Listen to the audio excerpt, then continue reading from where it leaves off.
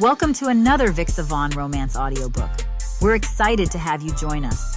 Whether you're into second chance romance, enemies to lovers, fake marriage, or any other trope, Vixa Vaughn offers you the chance to escape into stories that will carry you away into heart-pounding romance and gripping characters. While we want to get you the full experience, some parts of this audiobook are abridged to stay abreast of YouTube's community guidelines. If you want the full experience, you can always head to Vixa Vaughn Romance and use code VIXA40 to get the unabridged version of this audiobook for 40% off. Now sit back and enjoy the show.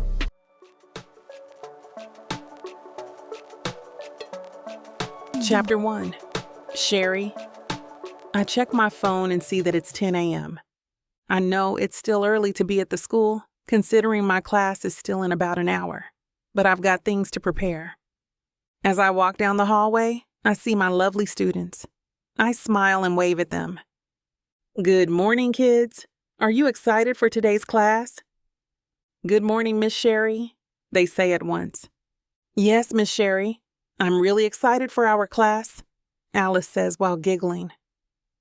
Alice has been my student since I started teaching here at Bright Kids Academy of New York. She was at kindergarten by that time, and I've become fond of her ever since. I'm excited too. Now, why don't you wait for me in the room while I pick up our materials at the office? Make sure you're all prepared for our first activity today, okay? I tell them. They all nod, and I make my way to the office. My students have a special place in my heart, and they really are one of a kind. Maybe that's the reason why I chose to be a teacher. On my way to the office, I see Principal Steins going out of the door. What was she doing there? Good morning, Principal Steins. What brought you to our office? I greet her with a smile. Principal Audrey Steins is already in her mid-60s. Everyone says that she'll retire soon. One thing I've observed about her is that she has the brightest smile among us, and she still enjoys teaching kids. I really look up to her and admire her. Good morning, Sweet Pea. She greets me back. You know, just doing my casual rounds before my class starts. How are the kids? I passed by them earlier, and as usual, they're excited for class. Every time I ask them, they always seem to be looking forward to it. I really love seeing them happy, she says. By the way, I saw an envelope at your desk. Looks like you have another secret admirer, Sherry. A secret admirer? I ask, puzzled. Yes, why don't you go and check it out? I'd better get going and finish my rounds. See you later. I smile at Principal Steins and enter the office. I go straight for my desk to see she was referring to. I'm not really bothered about receiving love letters because having a love life is not my priority. I'm happy teaching the kids and I love my work. Still, I get excited every time I receive one because it's just thrilling to read. I pick up the red envelope and read what it says. You're mine. I'm taken aback because of the cryptic and creepy message. This is my first time to receive this kind of letter. Who would even write this? It's making me feel uneasy, so I shake my head and immediately throw the letter in the trash. I pick up the materials I need, and as I walk to the door of the office, I see my reflection in the mirror. I'm sweating like hell. I take out my handkerchief and wipe it all off. Then I fan myself, trying to calm down. What the heck is wrong with me? It's just a letter. I hurriedly walk to my first class, but I can't stop thinking about the letter. Something about it doesn't feel right. But I can't let my students see me in this state. Maybe it's a prank. I saw something like that on social media. If it is indeed a prank, it sure as hell isn't funny. I take a peek inside the classroom, then I let out a deep sigh and enter the room. Hi, kids. Are you excited for our class? I ask while opening the door. They start to make their way to me, and that's my cue to start our class. We start singing and dancing for our circle time. It is really the best place in the world to be with these wonderful kids. Sit down, everyone. We will be watching a video about our solar system. Are you excited to learn? I ask with anticipation.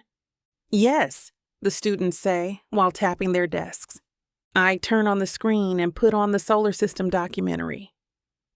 The kids are really focused on what we're watching, and I can sense that they're actually enjoying the video. I'm having fun too, because I know that they're learning something new. After the documentary, we proceed to our other activities. For your seat work, I want you to draw the planet Earth. Here is an example, I say while drawing at the board. "You're really great at drawing, Miss Sherry," Alice exclaims. "Thank you, dear," I say, beaming at her. I help the kids while they do their activity. Then we proceed to our last circle time to end our class.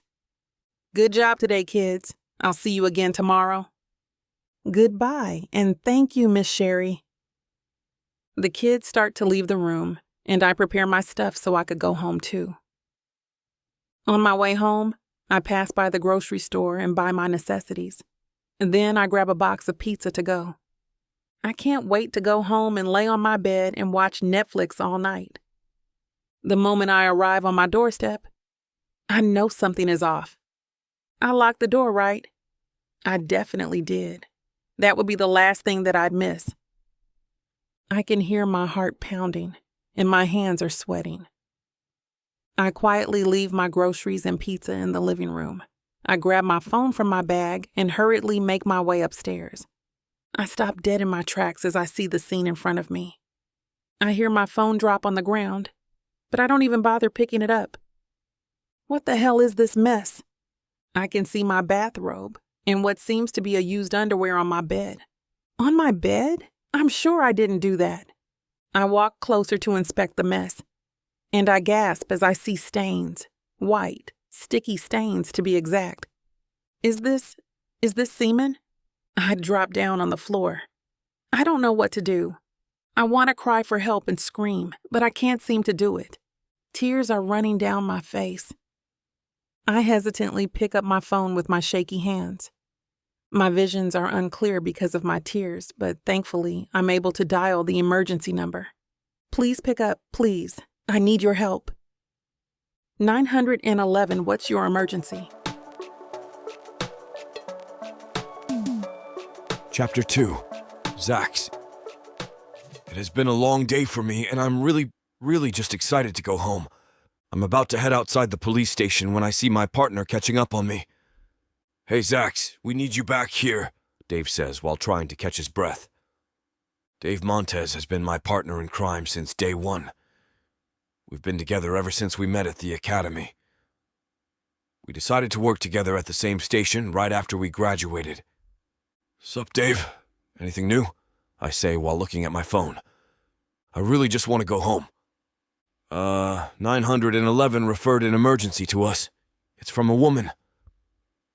"What does this have to do with me, David?" "And you need me at the location?" I say with a stern voice. "Yup. That sums up why I'm catching up on you. The other team had a case yesterday and they still aren't back, so we need to cover this one," he says while scratching his head. "Okay, fine. You'll pay for my overtime, you jerk. What's with the caller?" I say as we hurry back to the police station.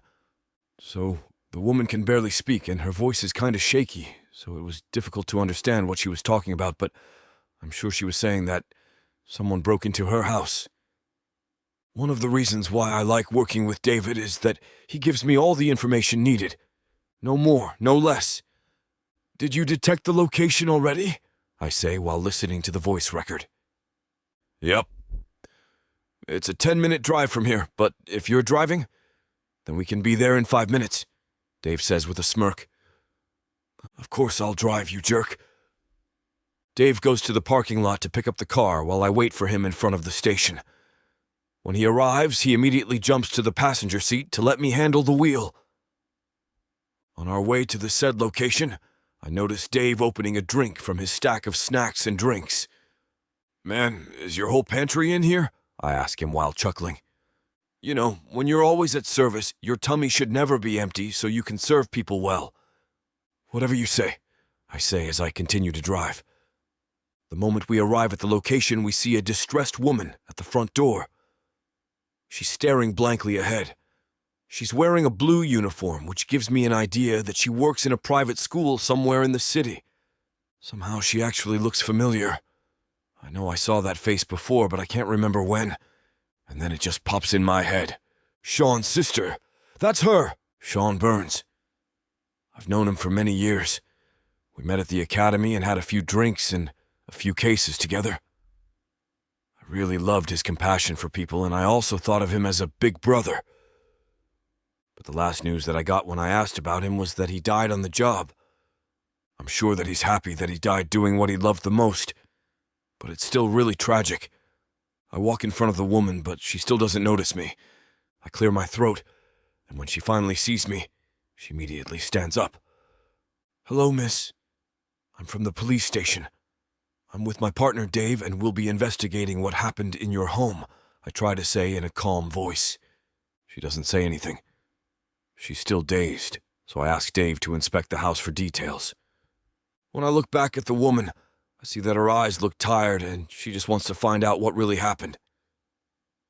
If it's okay with you, can you tell me what happened before and after you got here? I ask.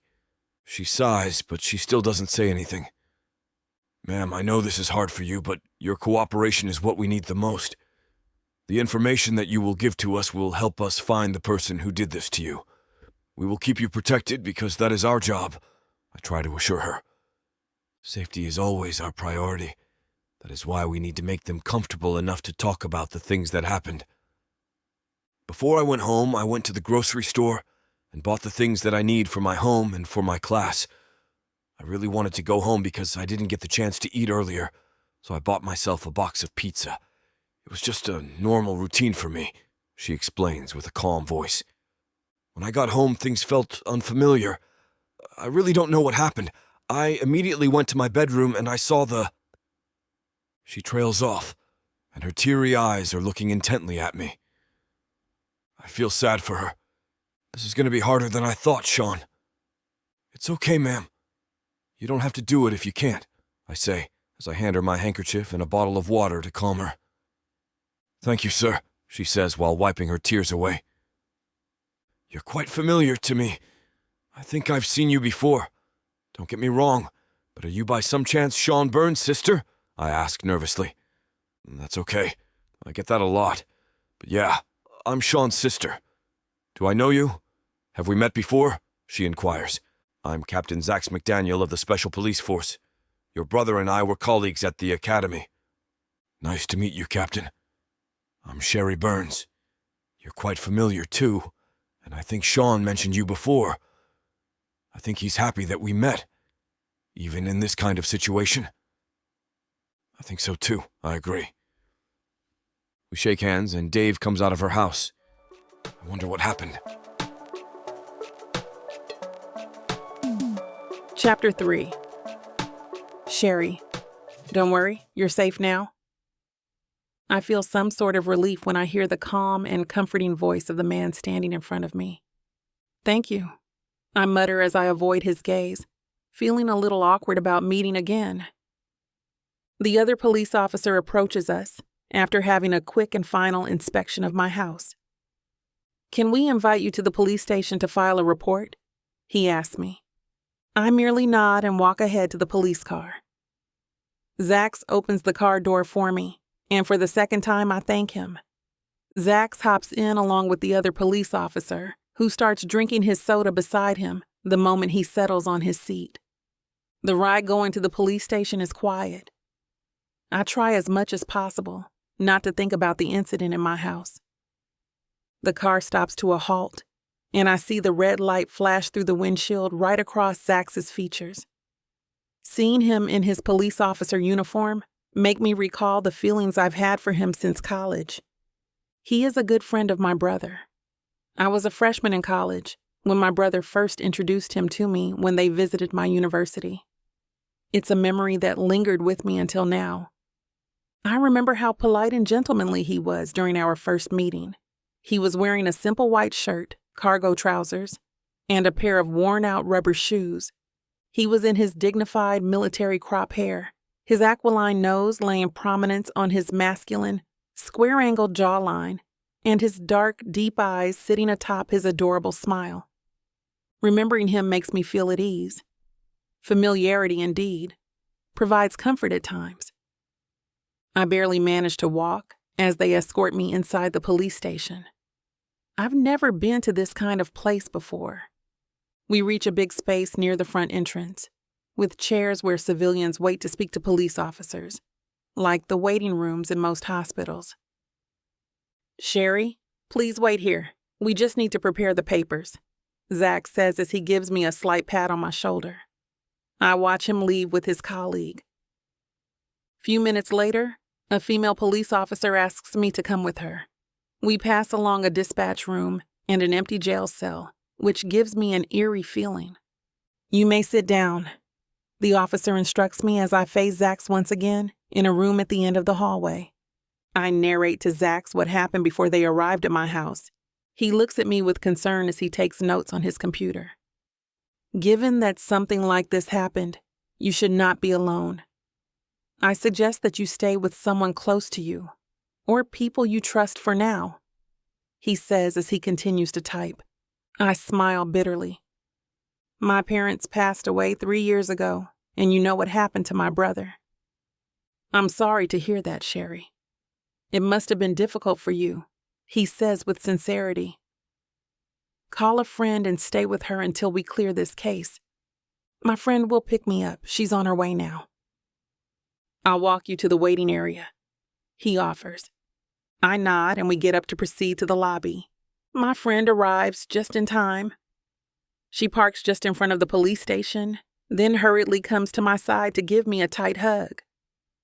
"Oh my God, Sherry, I was so worried about you." "I'm sorry for bothering you so late, and thank you for picking me up. I feel so grateful to have a friend and colleague like her." I look at Zax and give him a slight smile before introducing him to my friend. "By the way, this is Zax. He is the police officer who assisted me earlier." Zax gives her a polite smile, which makes my friend, and I blush hard. "Cassia is my close friend. We work as teachers on the same school." "Nice to meet you, Cassia. Please do take care of Sherry." "Will do, and thank you for taking care of her today." Having nothing more to say, I bid farewell to Zax. "Thank you for all your help tonight. It's nice to see a familiar face with all these things going on." "Wait, so you've met before?" Cassia asks. "Yes, he's my brother's friend. We met at the university a few years back," I reply as I try to hide my blush. "Well, I guess we better keep going." Cassia agrees and Zax accompanies us out of the station. Before we reach the exit, Zax gently puts his hand on my shoulder and says, "I already have your number from the information that you gave earlier. Would you like to have my number? I mean, just in case something happens again." I pull out my phone and hand it him so he could type in his number. I see that he inputs his contact name as Z, which is actually convenient and easy to find. "Call me if you need help, and we'll update you about the case," he says. We get in the car, and I see Zax stand by the foot of the stairs of the station. He waves at us as Cassia steers back the car, and I wave back at him. Then I feel a nudge on my arm. "If this was a different scenario, you would definitely date him," Cassia teases. "But why wait for a different scenario? You should definitely just date him. See those muscular arms? I want to have those wrapped around me, please." "He was just concerned, okay? He's my brother's friend," I retort. But at the back of my mind, his concern really made me feel secure. Of course, I didn't miss his broad shoulders and big arms, but those aren't exactly the only ones big about him. We drive to Cassia's place where I'll be staying for a couple of nights while the investigation is ongoing. I drop to the bed and feel my eyes become heavy instantly. "It has been a crazy day for you. Rest well, Sherry." That's the last thing I hear before Cassia turns off the light of the guest room and I drift to sleep.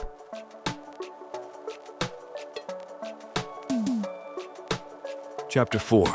Zax. I notice that I've been flipping my phone in my hand, glancing at Sherry's name and number in my phone book and flipping it again for the past 5 minutes. And during those 5 minutes, I also lost count on how many times I stopped myself from calling her. My shift's over, dinner's done, and I'm just getting ready to hit the hay. My encounter with her is still fresh in my mind. I can't seem to take her face out of my head. I smile at the memory. So the little girl I met before has grown to be a very beautiful lady. I keep reminding myself that I got her number purely for work reasons. I just want to help her and take care of her in her brother's place. But I'd be lying if I say that Sherry isn't my type of woman. I sigh and rub a hand over my face in frustration. I should forget about that idea quickly. I don't want to upset the dead by poaching on the one I'm supposed to look after. Shaking my head, I jump to my bed and force myself to sleep. My phone suddenly begins ringing from the bedside table, waking me up. With one eye open, I instinctively sit up and snatch it from its perch and hit answer. Only a few people know my number, so whoever is calling me at this hour, 12:21 a.m. to be exact, must be having an emergency. Zax, I answer. Hello? Zax? A woman's voice whispers shakily on the other end. This is Kasia, Sherry's friend. You gave her your number and asked her to call when there's an emergency. My grip on the phone tightens and I shoot out of bed, heading towards my closet to put some clothes on. Yes, I did. What is it, Kasia? Tell me. Well, someone is trying to break into my house. Sherry is holding a bat right now just in case the intruder manages to enter. That's why she asked me to call you on her phone instead. We're trying to see if we can get the drop on him. I grit my teeth to stop myself from crushing the phone entirely. No, I strongly advise you not to do that. Here's what you gotta do, Kasia. Both of you hide somewhere safe in the house. I'm on my way. Where's your place? I'm already done getting dressed as Kasia states her address. Based on the sounds from their line, I assume that they already locked themselves in a safe room as I asked. It somehow gives me some peace of mind. While driving to her place, I keep her talking on the other line with Sherry interjecting from time to time, trying to keep them calm. As soon as I arrive, I jump out of my car and begin scouting the place. There's no one there, not one soul is lurking around the area, to my dismay. I have a lot of pent-up energy in me, and I don't mind landing a punch or two on the jerk. I'm here, and there's no one in the area. The bastard seems to know that help is on the way and made escaped early, I tell Kasia and Sherry on the phone. Then my eyes catches something. A CCTV camera on the ceiling of Kasia's porch. It looks a little broken. Either the suspect noticed it upon his arrival and broke it, or he noticed it a little too late before breaking it. I hope it's the latter. Hey, do you mind if I come in and check on your CCTV footage? The door opens and I'm greeted by a distressed and disheveled Sherry with an equally troubled Kasia behind her. Even in her current state, she's still breathtaking. I force myself to focus on the task at hand. I turn off their call and ring the station, requesting some of my colleagues to do a few in-depth investigations in the area. The quick sweep I made isn't enough, and I want to cover everything so we can haul this psycho in jail where it belongs. The two women lead me to what seems like a tiny library half converted to an office. There's a computer on one side, and Kasia allows me to study the footage from a couple of hours ago. And then I see him. A person wearing a mask, trying his hardest to jiggle the knob. I take note that he wasn't wearing gloves while poking it with what I assume was a lockpick. When that didn't work, he began to ram the door with his shoulder. There's a pause, and that's when the man looks up directly at the camera. He picks up a stone nearby and throws it to the CCTV. The rest of the footage is blurry, and the screen is marred with a crack. I can't see where the creep exited. I'm reviewing the video when I hear my colleagues arrive. With Kasia's permission, I order one of them to copy the footage for the deputy to look into, while I tell the others to do another sweep on the area to find out where the suspect escaped to. I turn to face Kasia and Sherry and motion them to follow me out of the cramped room. I suspect this is the making of the same person that's been harassing Sherry.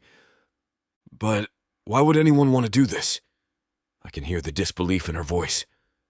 I shake my head and stop by the door, pulling on the gloves I always keep in my pockets. I take out some powder and a fine brush. Then I begin to dust the doorknob. I want to know too. But unfortunately, for now, the only thing I know is that it's the same person, Sherry. I can feel it in my gut. Extracting the prints from the knob and placing it in a Ziploc bag, I hand it to one of my colleagues for processing. But, of course, I add in quickly before Sherry can open her mouth to contradict me. In my line of work, one can't just always listen to their gut feeling, though it can act as a guide. I grab some prints from the door and I'll prove it. I motion towards the bag containing the fingerprints. I look around the small place. The door looks like it can barely stand another assault before giving in. And the CCTV is as good as scrap metal. I'll request someone at the station to replace it. I turn to Sherry and steel myself to impart the bad news. This place isn't safe anymore, and I doubt it can hold off the jerk if he ever comes back. It's best if you move somewhere safer. Oh, why don't you take her in instead, Zax? Cassia pipes in. I think that's a great idea. If this is the same person that's harassing Sherry, for sure he's that stalker fella. He knows all her friends, so he'll know which house to break into next. I nod thoughtfully. Looking back on the case, we're up against a stalker, all right? Sherry's eyes widen. A stalker, that explains the letter then. I frown at her, not liking the sound of that one bit. What letter? It's just that before the break-in at my house and the attempt here, I received a weird letter saying, "You're mine," in bold letters. I thought it was just a prank, so I threw it in the trash and thought nothing of it. Something curdles in the pit of my stomach. I don't like this one bit. Whoever this person seems to know Sherry really well. Maybe there is something more to this stalker than I thought. It's best not to underestimate this person and redouble my effort in looking after Sherry. I'll die before I let her and her brother down. This I swear. Chapter 5.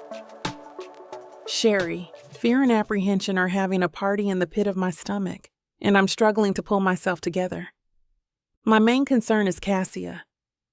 I don't want to put her in danger because of me, so I guess I have no other choice but to go with Zax. Isn't it exciting? You're going to spend time with that hunk with a huge junk. Cassia muffles a squeal as she helps me pack my stuff in her room, which isn't much. I have a few clothes here since I sometimes sleep at her place when we want to work on some lesson plans together. Zax and two of his colleagues are back in the living room, talking in ominous hushed tones.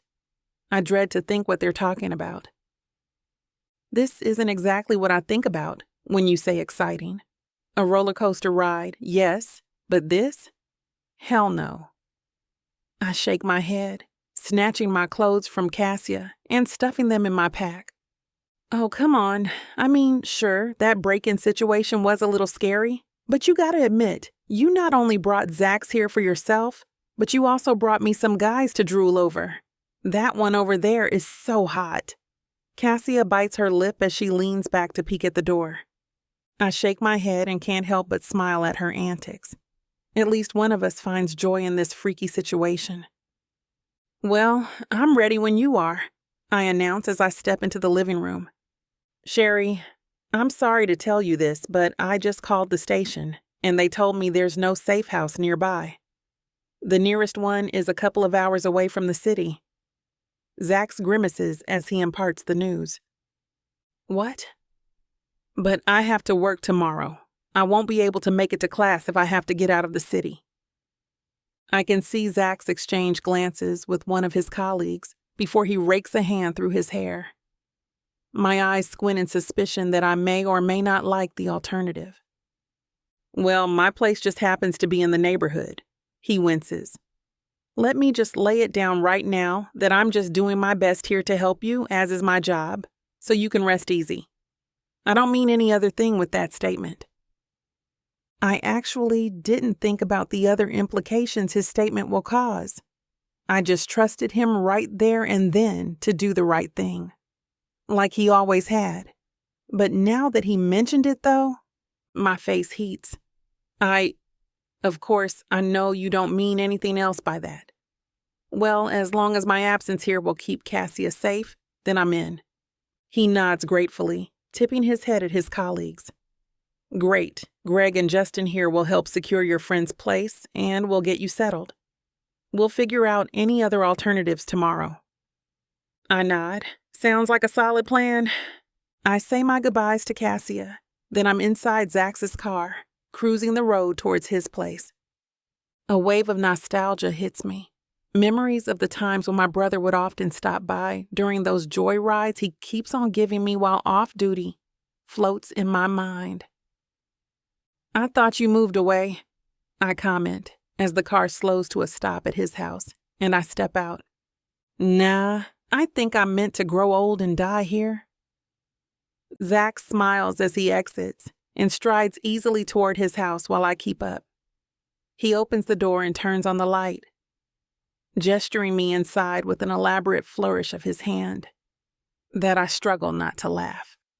I step inside and with a quick assessment, this is indeed a single man's domain. The interior is a mix of dark blues and white. On one side, it's the living room with a big TV and stereo, decorated by a few trophies on the shelf and some framed medals. On the other side, it's the kitchen with an impressive stove, a kitchen island, and some stools instead of a dining room.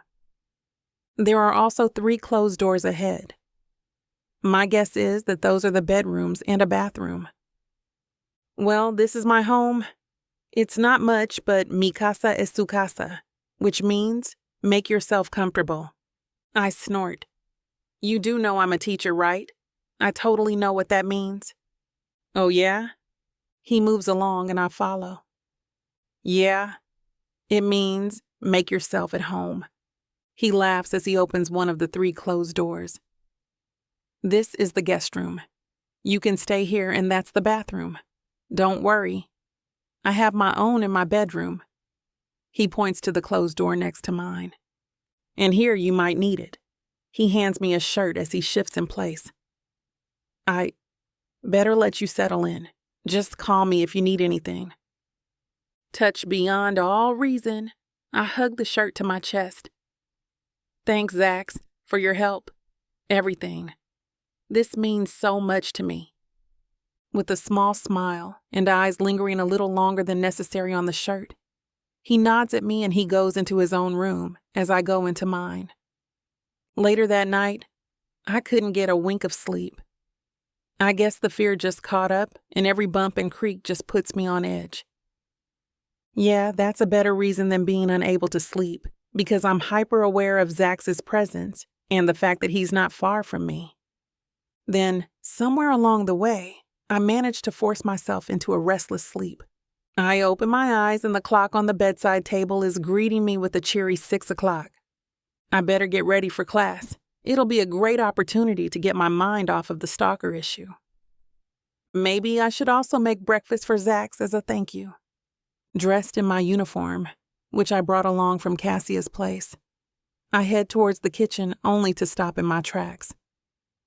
Zax is already in his uniform and is flipping a pancake. Expertly, I might add. I'm treated to a load of eye candy so early in the morning, and I have to say that this kind of wake-up is better than coffee. I usually don't get other women who say they have a thing for a man in a uniform. But this man in a uniform flipping pancakes is making me want to join their club.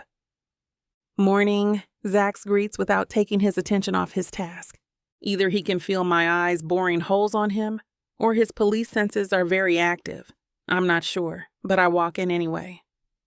Morning, that's supposed to be my job, as a thank you. He shakes his head, finishing with the pancake, and begins to lay out the plates and utensils. No, your job is to sit down and eat with me. I'm still standing there, though. My morals tell me to help out, but I don't know where is what. Plus, he already cooked and stuff. He looks up at me and smiles softly. Don't worry about it. Considering what you've been through, you need a little pampering. Now let's eat before the syrup makes the pancakes soggy. And who am I to say no to that? I sit down and we begin to eat. As the meal goes on, so do the questions we have about each other's life. If only this kind of peace could last forever. Chapter 6. Zax. I thought Sherry's effect on me last night was the cause of adrenaline from the break-in. My usual brooding mood vanished into thin air to the point where I'm making jokes and laughing with her. I just wanted to feel comfortable and at ease. Yeah, keep telling yourself that. I ignore the little voice while I continue listening to her while we eat breakfast. Talking to Sherry and simply just being with her is like a breath of fresh air to my usual routine in the morning. We talk about the stuff that's been going on with our lives. I found out how she worked hard to finish college after her brother's death and how she achieved her profession. In turn, while we clean up the table and wash the plates together, since she insisted, I told her about my life as well. How I met her brother, how I dreamed about being a policeman ever since when I was young, and how I strive to make the world a better place for everyone. I offer her a ride to school, and she agrees to my delight. We walk to the driveway, and my phone rings as soon as we step into the car. I immediately accept the call upon seeing the deputy's name on the screen. Chuck, what is it? And a good morning to you too, Zax. Chuck's booming voice is filled with humor. Heard you volunteered to help Miss Sherry last night. Yes, I did. Anything on the suspect? I'm about to drive her to school. Perfect. As a matter of fact, I have some news, so you better drive the little miss here right now. It's pretty urgent, and I'll be calling to notify the principal on Miss Sherry's behalf. This might take a while. Worry instantly gnaws at me. Got it. We'll be there in 5. I hang up and meet Sherry's worried gaze. The deputy says he has some news regarding your case. We'll head there right now, and don't worry. He said he'll be informing the principal in case you won't make it to your class. She nods silently as I drive us to the police station. I can tell that the events are dealing a greater number on her than she lets on. We arrive at the station in 2 minutes and head straight to the deputy's office. Chuck is a jolly man. I've been working with him for the past few years, and I can certainly count on him. However, what bothers me is that there's no sign of his usual jolliness. Ah, you're here. Come, sit, my dear. He gestures Sherry to the seat in front of his desk, and I gently nudge her in that direction when she seems to have frozen in place. I'm sorry for calling on you like this on a school day, but when it comes to someone's safety, we have to tackle it head on so we can plan ahead. It's okay. She threads her shaking fingers together before setting them on her lap. I stand behind her and place a hand on her shoulder for support. Well, I have good news and bad news. What do you want to know first? Chuck arranges a few papers in front of him. The good news, Sherry answers. Good news it is, then. Based on the samples Zax acquired from the break-in at your friend's place, we found a match from the database. Apparently this bastard, pardon my language, has been reported before. I can feel Sherry sag with relief.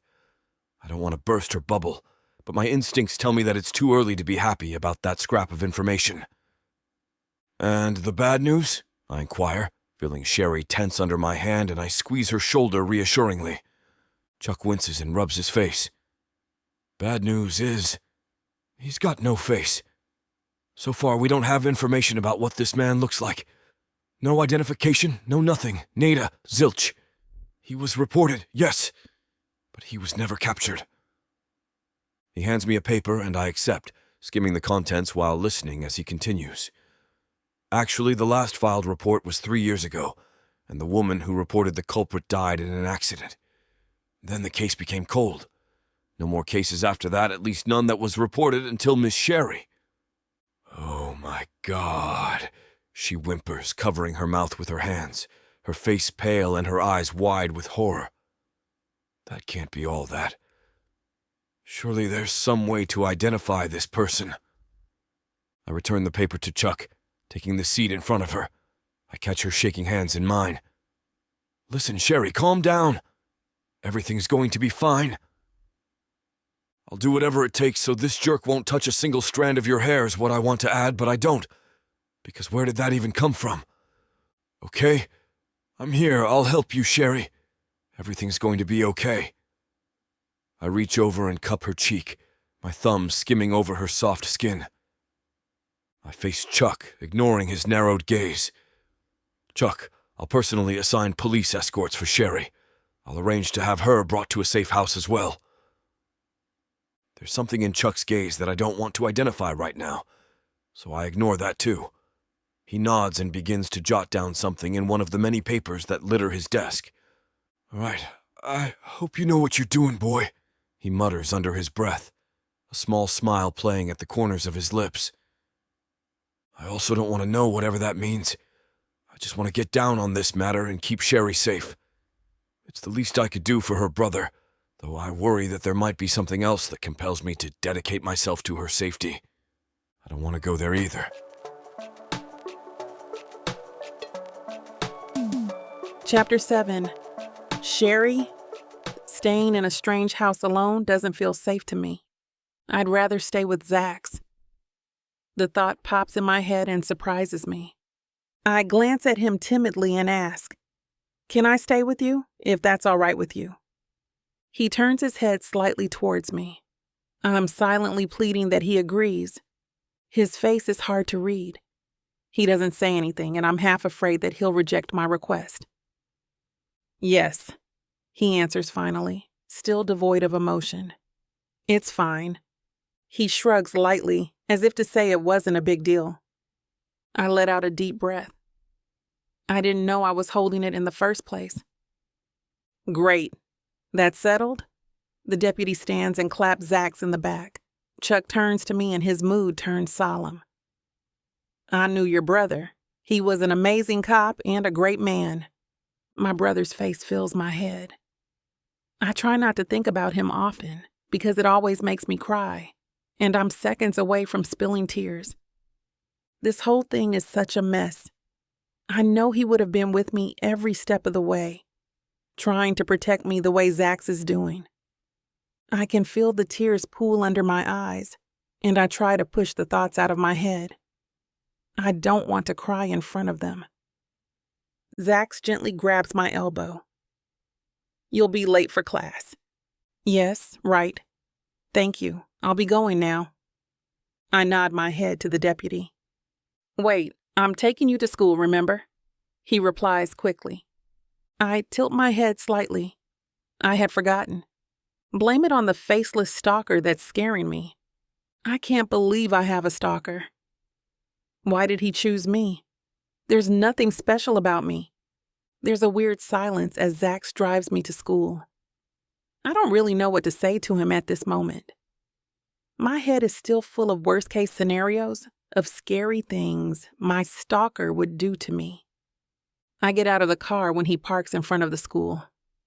I turn back to thank him, only to see that he also left the car and is walking towards me. "I'll walk with you to your class." Nodding my head is the only reaction I can give him, because what he's doing is so sweet, and I'm afraid that I'll burst into tears if I say anything. "You're awfully quiet." I sigh. "I'm sorry. It's just there's so much going on in my head right now." "Don't let it bother you too much. You'll be safe with me." "I do feel safer with you. Thank you for letting me stay at your place instead of the safe house." "So, you love your job?" he asks, clearly changing the subject. I let him steer the conversation away because it's a good distraction. "I love teaching. I've always wanted to be a teacher. Helping the kids learn what they need to learn to survive the world is my goal." "Do you love your job?" I ask him back. He shrugs. "I like helping people. Kinda like you," he beams at me, and I note how much his face lights up when he smiles. "Do you have any favorite students?" "I do." I laugh softly. "But I can't show any favoritism towards them. They're all great kids anyway, so it's really easy to fall in love with all of them." I continue telling him about each student that I have in class and all their quirks until we reach the door of the classroom, and I'm about to thank him again. But instead, he opens the door and walks in before me. I stare after him. I guess he wants to stay for a while, I think to myself, wondering if this is still part of his duty. The kids all rush towards me, each trying to give me a hug, and I can't help but laugh, my fears slowly melting away. "Everyone, I'd like you to greet Mr. McDaniel. I turn to Zax and push him forward. He's a cop. The kids do a chorus of, "Hi, Mr. McDaniel." Jack raises his little hand. "Mr. McDaniel, are you a good cop or a bad cop?" The other kids giggle at his question. "I'm a good cop," Zax answers. I smile because he's handling the kids well. A couple of hands shoot up to ask him more questions, and he answers all of them without hesitation. Some of the children have gone forward, stating that they want to be cops when they grow up. He is showing off his badge, and I take in the whole scene. He looks so comfortable with them and can easily make them laugh. Oh God, I still have a crush on him. The realization is making my head spin. I clap my hands to get their attention. "All right, everyone, settle down. Take your seats," I instruct the kids, trying to ignore my rapidly beating heart. They scramble back to their desks, and Zax takes one of the seats at the back that no one is occupying. I try not to laugh because his tall frame hardly fit in the chair. He gives me a resigned look and tries to stretch his legs out in front of him. Good thing our topic for today is about professionals. It's easier to explain to the kids why there's a cop sitting at the back of their classroom. Once or twice, I lose my train of thought when my eyes fall on Zax. I deserve this distraction. It's definitely better than thinking about how my stalker could be out there, watching my every move. I need to get my mind of the creep, and in perfect timing as I glance towards Zax, he flashes me a wide smile that would make any woman swoon, myself included. Yep, I can get used to this.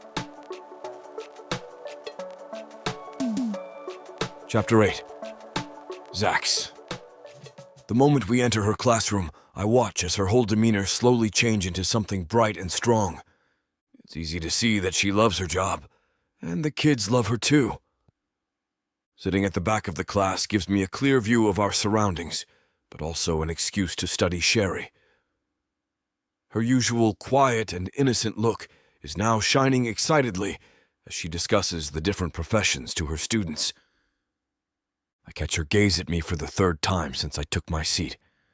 I flash her my most dazzling smile and get just the hint of blush from her before addressing her students again.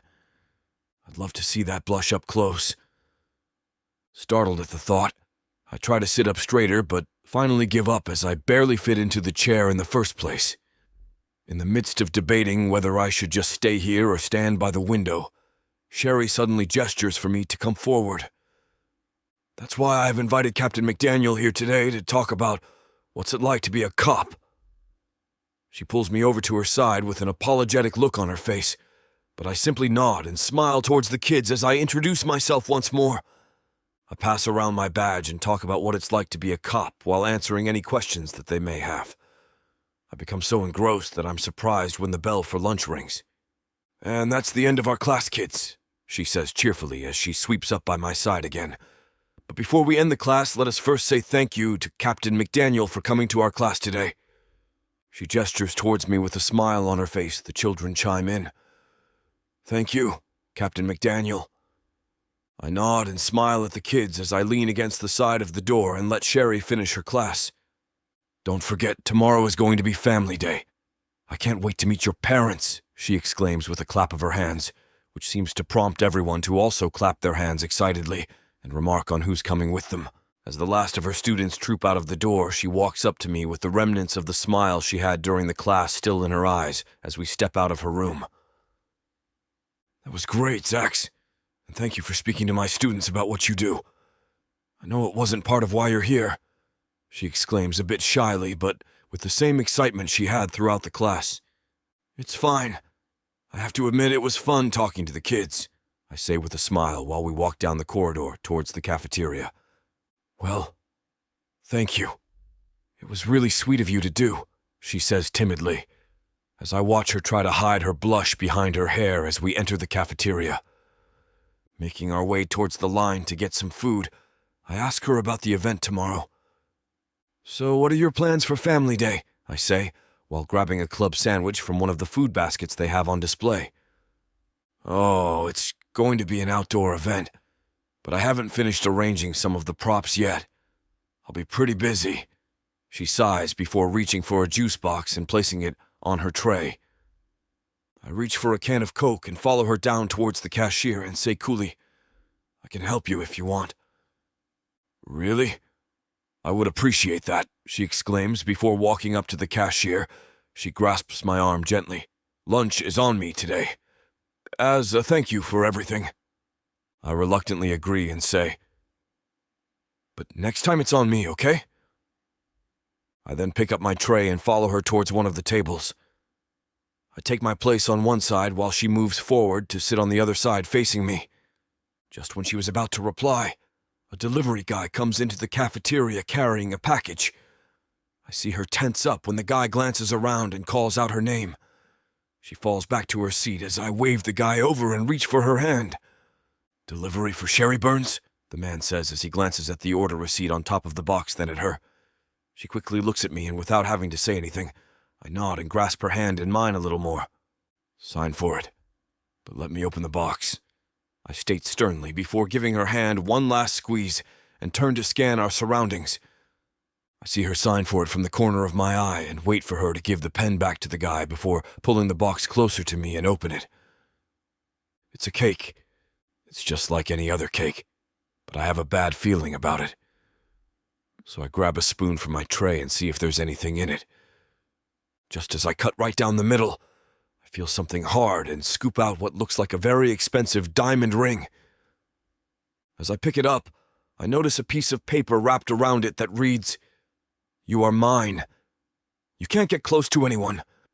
Get rid of your friend, or I'll kill him." I drop the note just as I hear her start to cry.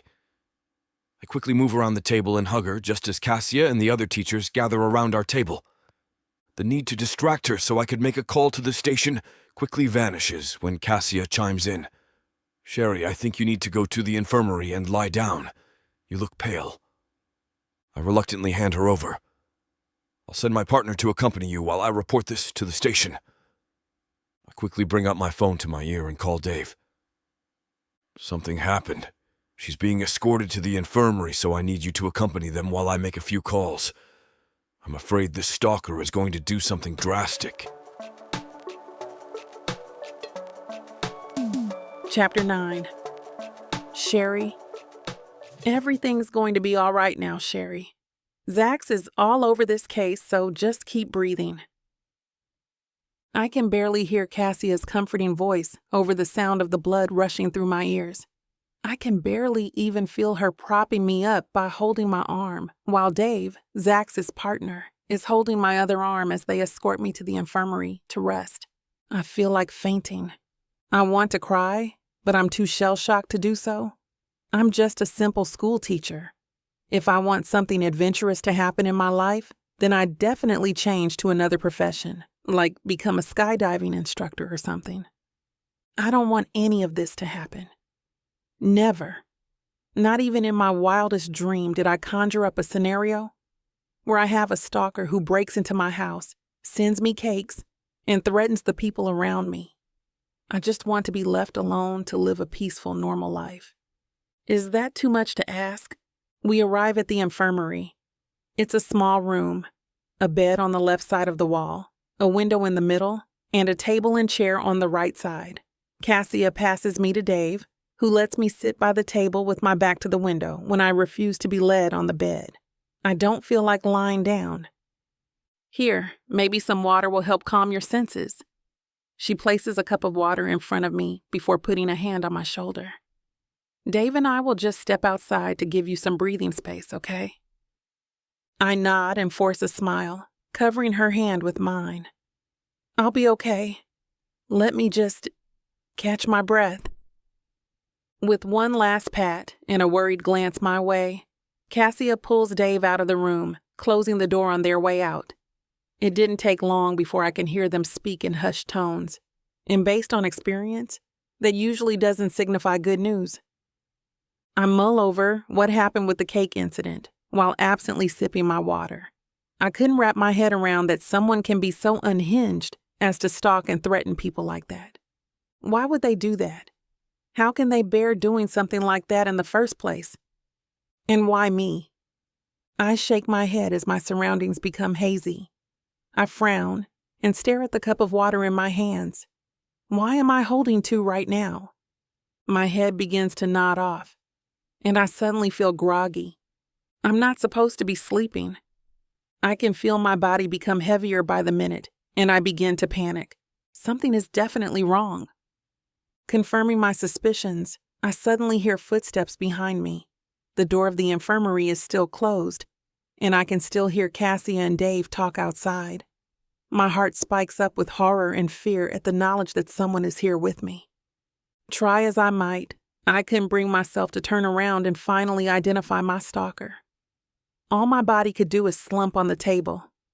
I want to cry, I want to scream, to hyperventilate, anything just so I can alert Cassia and Dave. I notice an emergency button by the wall, just within my reach. Swallowing my fear, I gather what's left of my strength before hefting myself up on my elbows and hitting the red button as hard as I can. A shrill alarm fills the entire room. I can hear the deafening sound echo from the outside as well. The door suddenly bursts open. Cassia immediately goes to me and wraps me in her arms. Someone just jumped out the window. Dave's shout manages to pierce through the foggy haze of my consciousness before everything goes black. I wake up to the sounds of soft sniffling. I open my eyes, finding myself in the familiar confines of my room in Zax's house. More sniffling catches my attention, and I see red-faced, red-nosed Cassia sitting beside my bed while dabbing tissues on her eyes. "Cassia," I manage to rasp out, sitting up on the bed. She immediately sits up in attention and takes my hands in hers, holding it tight. "Sherry? Oh, thank God you're awake. How are you feeling?" "I'm sorry, Sherry. I'm so sorry. I didn't know about the water, I swear. I took it from the infirmary's dispenser. I didn't know that jerk drugged it." Cassia, calm down," I soothe. "You're a victim here just as I am. I understand, and I don't see any of this was your fault." Cassia sniffs and gives me a slight smile.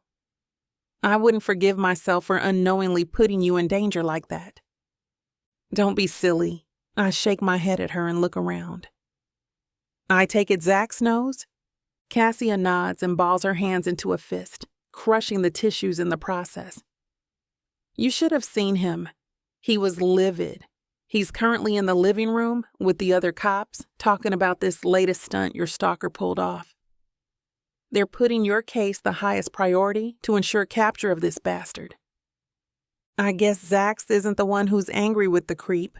I was about to open my mouth and say that when there's a soft knock on the door.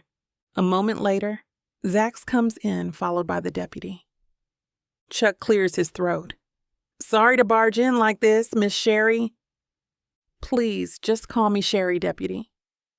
I don't feel comfortable with formalities. My case with the stalker will probably take a while, so I guess the deputy and I will be interacting more often. "Then feel free to call me Chuck." He gives me a small smile.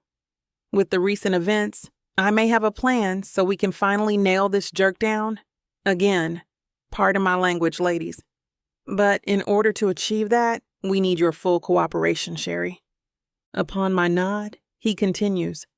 "We believe that, after careful executions of his attempts to get at you in the past, the stalker finally panicked and made a mistake in his recent attempt. I assume this is because Zax arrived in your life, and he feels threatened that he'll become close to you than he ever will." I just stare at him blankly, wondering where this is going. Chuck glances at Zax for a moment before hurrying on. "We need him to make another mistake, and this time we will catch him while he slips and on his own making." I frown at that, tilting my head in confusion. What is he hinting at? "He means," Zax interjects, "to capture him. We have to provoke him so he'll make another mistake. There is only one way we can achieve that, and that's to act like a real couple, maybe get engaged or something like that." It takes a moment for what Zax said to enter my brain, another moment to let it sink in, and another while I think about the advantages and disadvantages of said plan. The idea may have merit, though. I can also feel that the stalker is getting desperate, since Zax appeared in the picture. Maybe this is not such a bad idea after all. I might be able to stay with Zax a little longer. I'll be safe here, and I'll get to spend time with him. Not that I'll admit that to anybody. What could possibly go wrong? I look at Cassia's red face, the deputies, and Zax's before nodding my assent. Okay, I'll do it. Chapter 10. Zax. That was a very close call, Chuck comments, and it takes everything in me not to snap at him. It's been a very close call indeed, a little too close for comfort. I've never felt that familiar feeling of cold dread gripping into my soul since I found out her brother was killed. To think I almost lost her.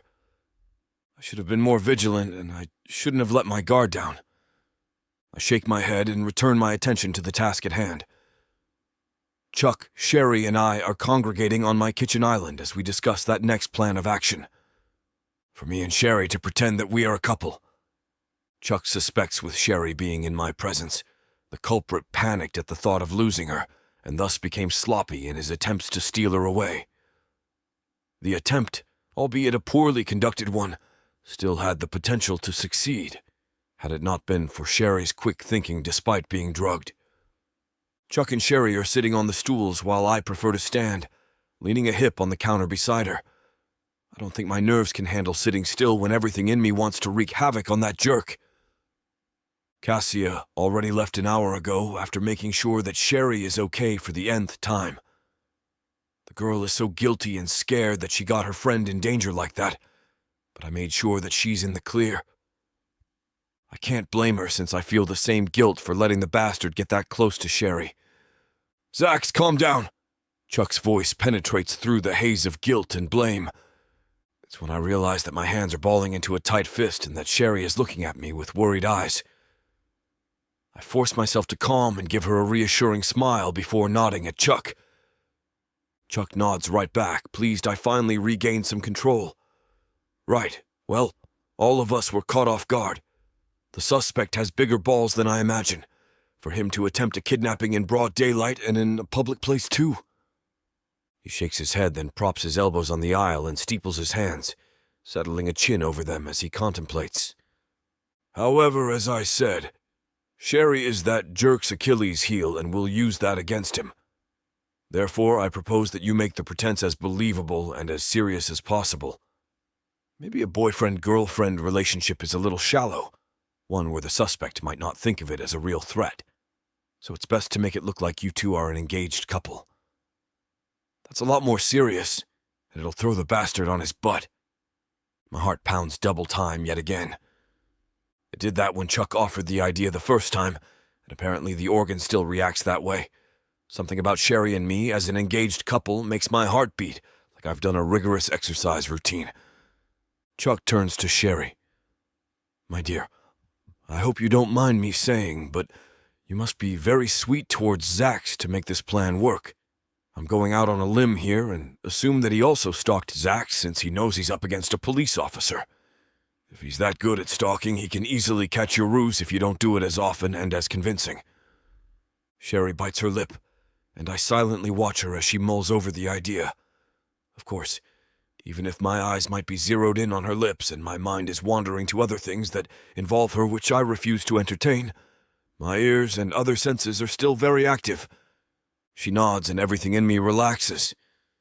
I don't know, I was tensing up. I know she won't refuse.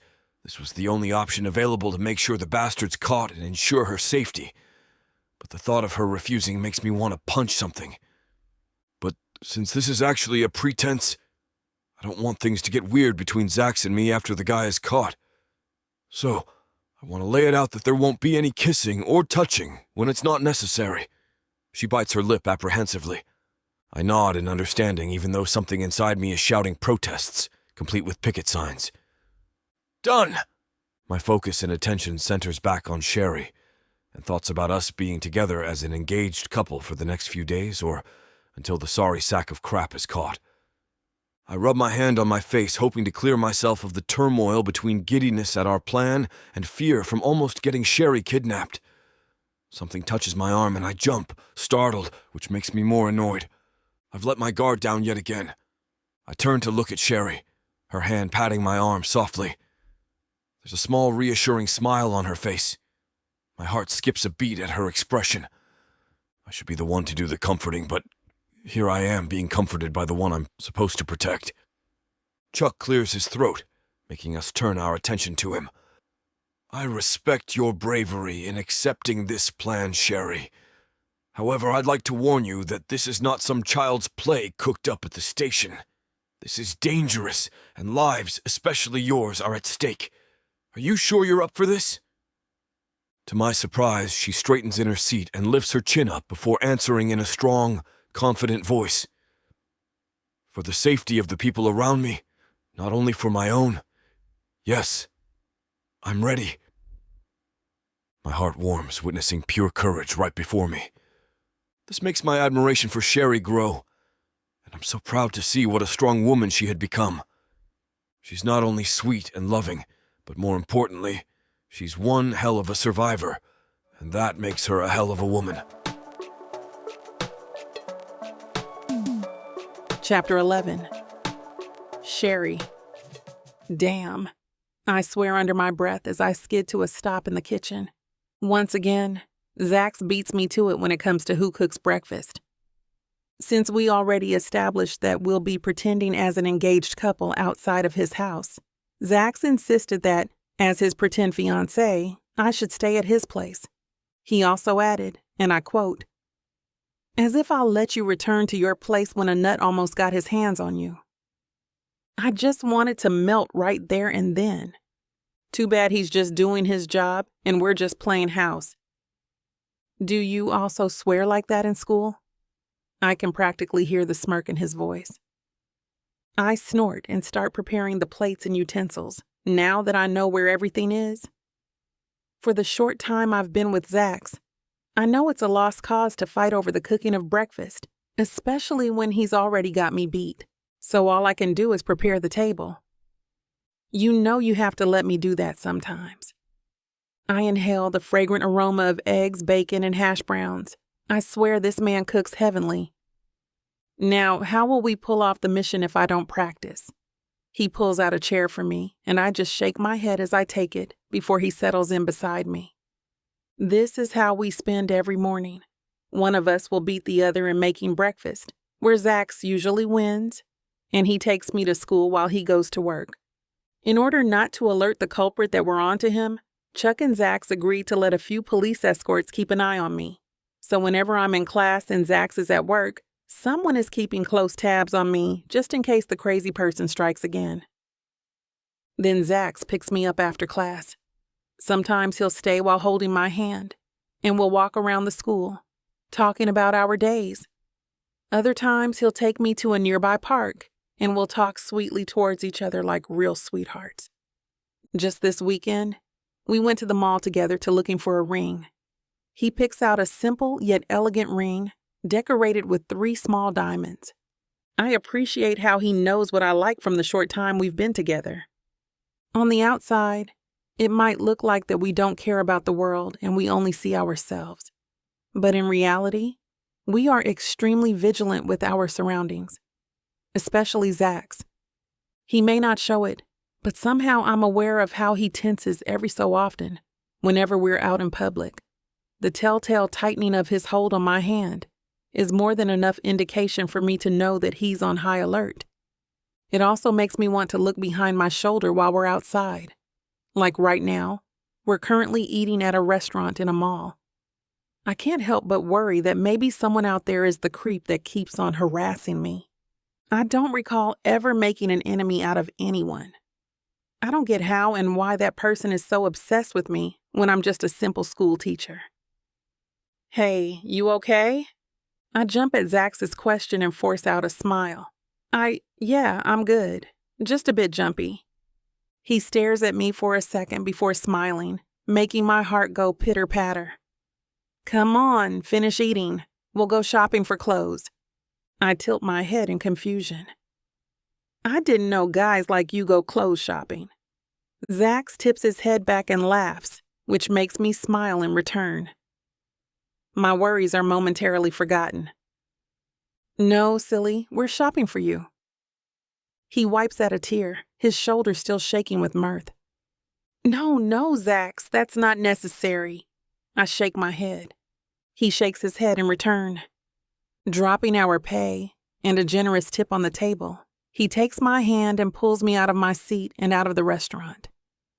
No buts. Besides, this is part of the fiancé package deal. We enter a big clothing store, and we spend the day picking my shirts, pants, dresses, and to my mortification, underwear. Despite the embarrassment from the last article of clothing, I mostly spend the time laughing with Zax as he presses a bra on his chest, pretending to see if it looks good on him. I think I recall my brother mentioned that Zax is one of the serious people he had the honor of working with, but seeing Zax like this in a mall with me is giving me a hard time figuring out if this was the same man my brother was talking about. We finish shopping, and despite my protests, we head towards his car with an armful of clothes. As soon as we're both on the road home, I yawn and lean my head against his shoulder, like it's the most natural thing for me to do, while he drives. The day with Zax around seems to end so fast, yet I can still remember each and every moment we did together. I wish days like this could last forever, where I forget to look behind my shoulder because Zax is intent in making me forget about the threat by keeping me happy. Where I even forget about the sad fact that we're just playing pretend to catch a bad guy and keep me safe. If only we're not pretending, that everything is real. Like Zax is not just concerned about me because it's his job, then maybe I can actually enjoy my day with him and not feel guilty that I'm using this opportunity to nurture my growing crush on him. Because if all of this is real, things between us won't have to end, and my heart will finally stop hurting thinking about it. I hope you're enjoying this audiobook by Vic Savon. If you want to keep hearing more audiobooks, then please hit that subscribe button and like the video. It may seem insignificant, but the more people that subscribe, the easier it is to produce more audiobooks in the future. So please help us out and subscribe to our channel. Thank you for listening, and now back to your book.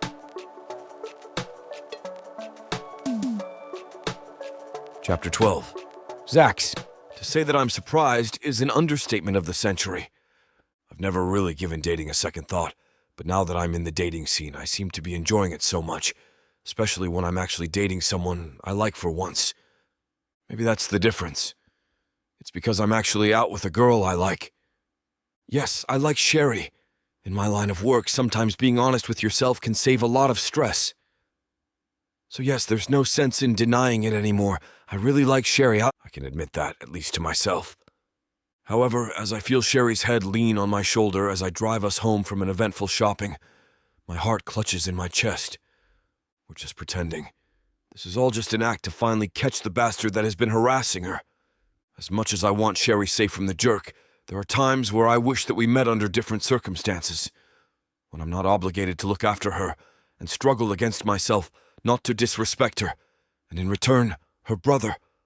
That way I can court and woo her properly, and see where this goes between the two of us. With a discreet yet forlorn sigh, hoping I don't pique Sherry's interest leaning on my shoulder, I slow the car down in front of my house. I stop the vehicle and crane my head to look down on Sherry's sleeping face. My breath seems to wheeze past my body as her pretty innocent face comes into view.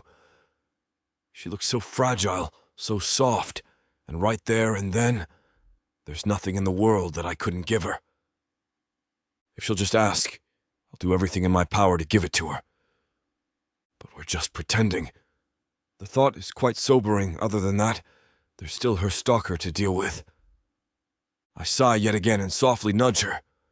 Sherry, we're home. We're home.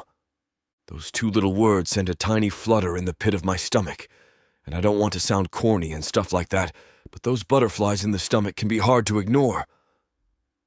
I nudge her again, and with an annoyed groan, she starts to wake, yawning. If that wasn't the most adorable sight ever, I don't know what is. Those puppy and kitty videos can't hold a candle to her. Sorry, I seem to have slept on you, she yawns again while rubbing her eyes. I smile. No, it's all good. Shopping can be very tiring, I know. Actually, lean on me more. She snorts as she opens the car door. Tell me about it. Especially when you're with a comedian. You missed your calling, by the way. You'll make a good clown if you weren't already a policeman. I laugh as I exit and round the back seat to get our purchases. Aren't you feeling special since you got to get first-class entertainment for free? I doubt it. My brother did say you're the most serious guy he met in his entire life. I open the door to my house, letting Sherry in first and watching her sway her delectable rear towards the living room, dumping the bags unceremoniously on the floor and slumping on the sofa. Very sexy. But of course, I don't say that or anything. Instead, I pretend to look offended as I sit down beside her. How dare he? I thought we were good buddies. But I guess I could thank him because he's partly the reason I developed a sense of humor. If you spend a lot of time with a guy who keeps horsing around in the station, that stuff can rub off on you so fast you wouldn't have seen it. We begin to talk about her brother then, alternating stories and anecdotes with each other. I feel happy and relieved that maybe, somewhere along the way, she's at peace now with the loss of her brother. The conversation continues, even while we prepare pasta and garlic bread for dinner. I notice how easy we shift from topic to topic before I find myself talking to Sherry about our exes. I thought talking about those topics with the girl you like is torture, but it seems that with Sherry, everything is easy. She tells me that she only got into the relationship with her lab partner in the first place because she wants to know what the fuss was about. The same goes for the guy. They dated and found that they're just not compatible. They called it quits and both went their separate ways. It's hard to be jealous or mad at her ex when she's sincere about telling me they broke up without any hard feelings. As much as I want it to be different, I can't say the same thing for my own past relationships. More or less, I'm still buried in my career, that most of my relationships end up with my girlfriend either cheating or breaking it with me to find someone who can bother to spend time with them. At least that's what they said. I'm half expecting Sherry to agree with my exes, but she keeps on surprising me. What dumb girls, she mutters while she wipes her hands as we finish up with washing the plates together. You're a guy who's working his tail off to get your dream job while keeping the neighborhood safe. I've seen my brother leave early and go home late, and I understand that being a cop can be taxing. If they want a guy with so much time on his hands, they should date a bum. My lips twitch at her ranting, and I'll admit that it's touching she's defending me from my exes. I can't help but poke her more. Well, they may have a point. I mean, I'm not a doctor or anything. She turns to me with a red face of rage. What? They think that crime and evil has some sort of a fixed schedule? I don't think so. They shouldn't date a hot policeman if that's the case. My eyebrows rose at that interesting tidbit. You think I'm hot? She looks away and a cute little blush spread across her cheeks. Well, someone's got to be blind to find you unattractive. Shuffling closer to her and tipping her face up with my fingers, I stare into her eyes. I think you're hot too. Without another word or thought, I lean down and kiss her. I feel her fingers clutch the sides of my shirt as she moans and kisses me back. If circumstances were different, I'd definitely pull her down the kitchen floor and take her right then and there. However, the thought is both sobering and is like a splash of cold water over my overheating body. Because, sadly, the circumstances aren't different, and I have to do the honorable thing here. Slowly pulling away from Sherry, I look into her eyes, doing my best to show her that, as much as I want what's happening between us, I can't just compromise her while she's under my protection. That's how much I respect her. Good night, Sherry, I say softly, kissing her one last time before forcing my feet to move out of the kitchen, into my room, and under the cold shower. I guess it's safe to say that I didn't get a wink of sleep that night. Chapter 13. Sherry, rays of sunlight seeps into my room. It's another bright and crisp morning, a perfect, invigorating atmosphere to start the day. I know I should be getting ready, yet I'm still sitting on the bed, a bit hesitant to leave this room and face him outside. I can't stop thinking about what happened last night. Although it makes me feel embarrassed, It also makes my heart beat different from the usual and makes my face feel hot at the same time. I let out a sigh as I open the door and set my feet outside the room. "Good morning," a deep voice greets me from behind. I get startled for a second, but I still manage to greet him back. "Oh, good morning, Zax." He nods and hurriedly goes to the kitchen. From the oven, he takes out a white ceramic bowl. The smell of nuts and berries fills the air when Zax removes the cover. "I decided to bake this blueberry oatmeal. I hope you don't mind having this for breakfast." "Oh, I'm grateful for it. It smells amazing." With a cup of brewed coffee, we eat the blueberry oatmeal that Zax baked. There are some strawberries and layers of bananas in it too, adding a nice, juicy, and soft texture beneath the oats. The food is good, but I feel like the mood we're in is quite uncomfortable. Our eyes are avoiding each other's gazes as we eat our breakfast in silence. I think we're both just stopping ourselves from attempting to start a conversation. "I'll drive you. Just wait for me. I'll go get something first." "Sure, thanks," I reply. The whole ride feels so awkward too. I thought I'll be able to change the tense atmosphere between us, but I failed. We arrive at school and Zax still escorts me to the office. "Good morning, Sherry." "Good morning." I smile and greet everyone. "Hey, Sherry. Everybody's asking me if Zax is your lover." I see that everyone's face is full of curiosity, waiting for the words I'll say. "Yes, we're actually engaged." Everyone in the room stands up in disbelief. They all gasp as they come near my desk. "Are you serious? You didn't even tell us that you've got a lover." Oh my gosh, I can't believe it. It's so sudden that the two of you will be married. They swarm around me and won't stop from asking questions on things about me and Zax. "Please calm down. Let me speak first." I stop them for a moment. "Okay, everyone, let's be quiet." Cassia winks at me. I know it sounds so sudden, but honestly it's not. Zax and I have been dating for a long time now, even before all of this. Their eyes are fixed on me as I continue speaking. As much as possible, I want to be private about my personal matters. So I asked Zax not to tell anybody. I'm really sorry for that. Yes, we do love each other, and now we've decided to marry. That's it. Everyone knows me for being a very private person. Saying that we've been dating for a long time and just keeping it a secret from them is a perfect excuse. They'll all fall for it. "So, if you and Zax are in a relationship for a long time, then is he good?" Cassia asks. "What?" I grimace. "What I'm trying to say is, if he's a total beast in bed." "Hey." "Why? I'm just curious. He looks so hot and you're glowing. I bet with his oozing buff body, he's making you go crazy all night long." Cassia continues teasing me. "Cassia, stop it." "Fine." She throws her hands up and laughs. I grab some of my materials for teaching and go to my class. The mood between Zax and I is still tense, and my mind's a mess right now. It would be great if we're really dating, and if I don't have a stalker. I can't stop myself from having such worries. But what can I do? I sigh and enter the classroom, and a bunch of smiling faces greets me. Thanks to my lovely students. They make my hours free of deep thoughts.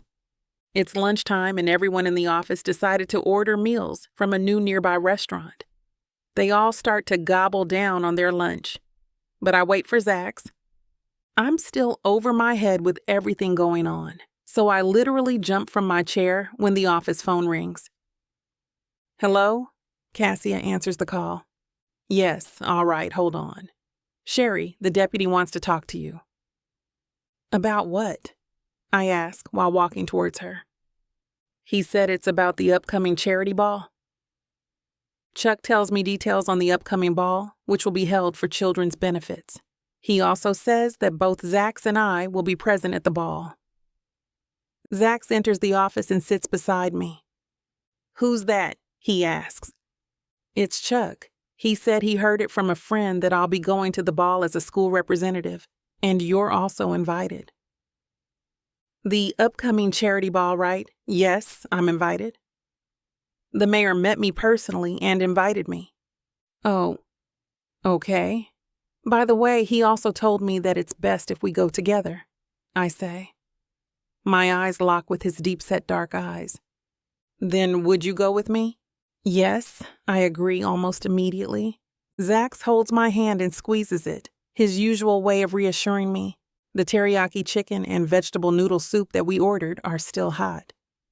I love teriyaki, he says, as he takes another bite of his chicken. Same here. Let's try the noodle soup. I'm about to remove the plastic seal on our noodle soup, but Zax takes it and does it himself. Thanks, I mutter. His gaze goes down my lips and a smile forms on his. Let me. What? I ask, confused. He leans forward and with his thumb, he reaches for the upper part of my lips and gently rubs it. All clean. Chapter 14. Zax. So, let me get this straight. You came here to ask for a dress recommendation for Sherry for the charity ball tomorrow? Zany, my sister, asks. Her tone rises with each word until she's almost squealing at the end of her question. I roll my eyes since she does tend to get dramatic at times. I'm standing awkwardly in the middle of her little studio where she usually does all of her designing and sewing. Fabrics, mannequins, and a few finished pieces hanging from mobile clothing racks litter the place, making the small room even smaller. Given my height and frame, it often makes me feel claustrophobic coming into Zany's studio. My sister works as a successful designer. I'm not that into clothes or fashion and stuff, though. All I know is that Zany designs the clothes, makes them, and they sell like hotcakes in at least half a dozen stores and malls. The ball is a day from now, and I want to give Sherry a surprise. With all the things that have been happening to her, I think a good breakfast every now and then is not enough. So maybe giving her something really pretty to wear will lift her spirits. Well, well, well, is Mr. Big Proud Policeman taken down a notch by a little pretty school teacher? The two of you are a hot topic, she teases, batting her eyelashes at me. Zany, I groan in exasperation, tilting my head back towards the heavens. This is for Sherry. I'm doing this for Sherry. For Sherry. Seriously, Zax. Chill. I'm just surprised. She raises her hands up in surrender. Grinning, she begins to tidy up, hefting fabrics by the armful. This is the first time you've asked me for a favor. The situation with Sherry is pretty special. You don't know the half of it, I'm tempted to say, but I wisely hold my tongue. My sister and I are really close, and whenever we get a chance to get together from our demanding careers, we always update each other about what's happening in our lives. More about her than me, though. In my line of work, there are some things best kept in the dark. I sigh and rake a hand through my hair, hoping it'll hide my heating cheeks. I like her, okay? You're right, though. Sherry is special. There's a dull thud and my head whips in her direction. Colorful fabrics pool in a heap on her feet. If there are other stronger words for shock, then that's the expression Zany is wearing right now. I frown at her. Hey, you okay? With a squeak, she jumps in place and rushes towards a clothing rack and begins to swipe at clothes and dresses with a speed I didn't know she's even capable of. I just watch there with a mix of horror and worry as she hops over the heap of fabric she dropped and kneels before a closet like a woman possessed. She returns to stand before me, and I hesitate to touch her, lest I get possessed too. Don't look at me like that, you big dummy, she huffs. I was just so excited and so happy for you that I have to find the perfect dress before you hit your head and change your mind. She hands me a white, off-shoulder lace gown with a cinched waist and shoves an open box on my chest. There's a pair of beautiful silver shoes inside. I swallow at the sight, already imagining what Sherry will look like in this dress.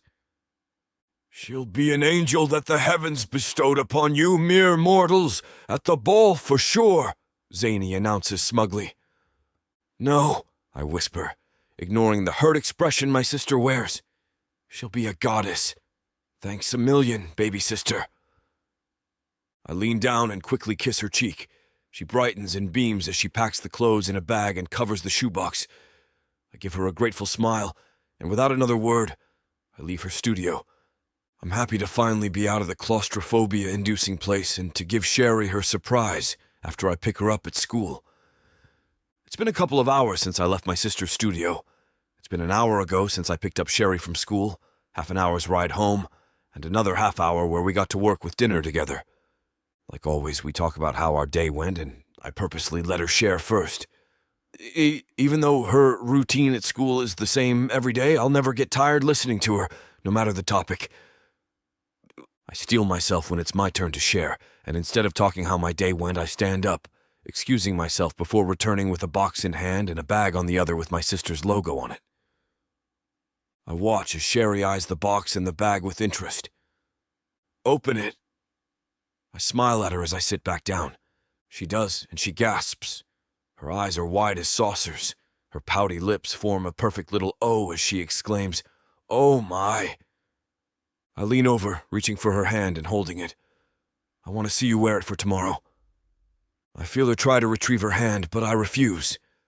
She grunts in annoyance, which makes me smile at how adorable that makes her, and she pushes the bag and box in my direction with her free hand. I can't take this. Zany's brand? Seriously, this must have cost you a lot. Other than that, this is just too much, Zax. I couldn't.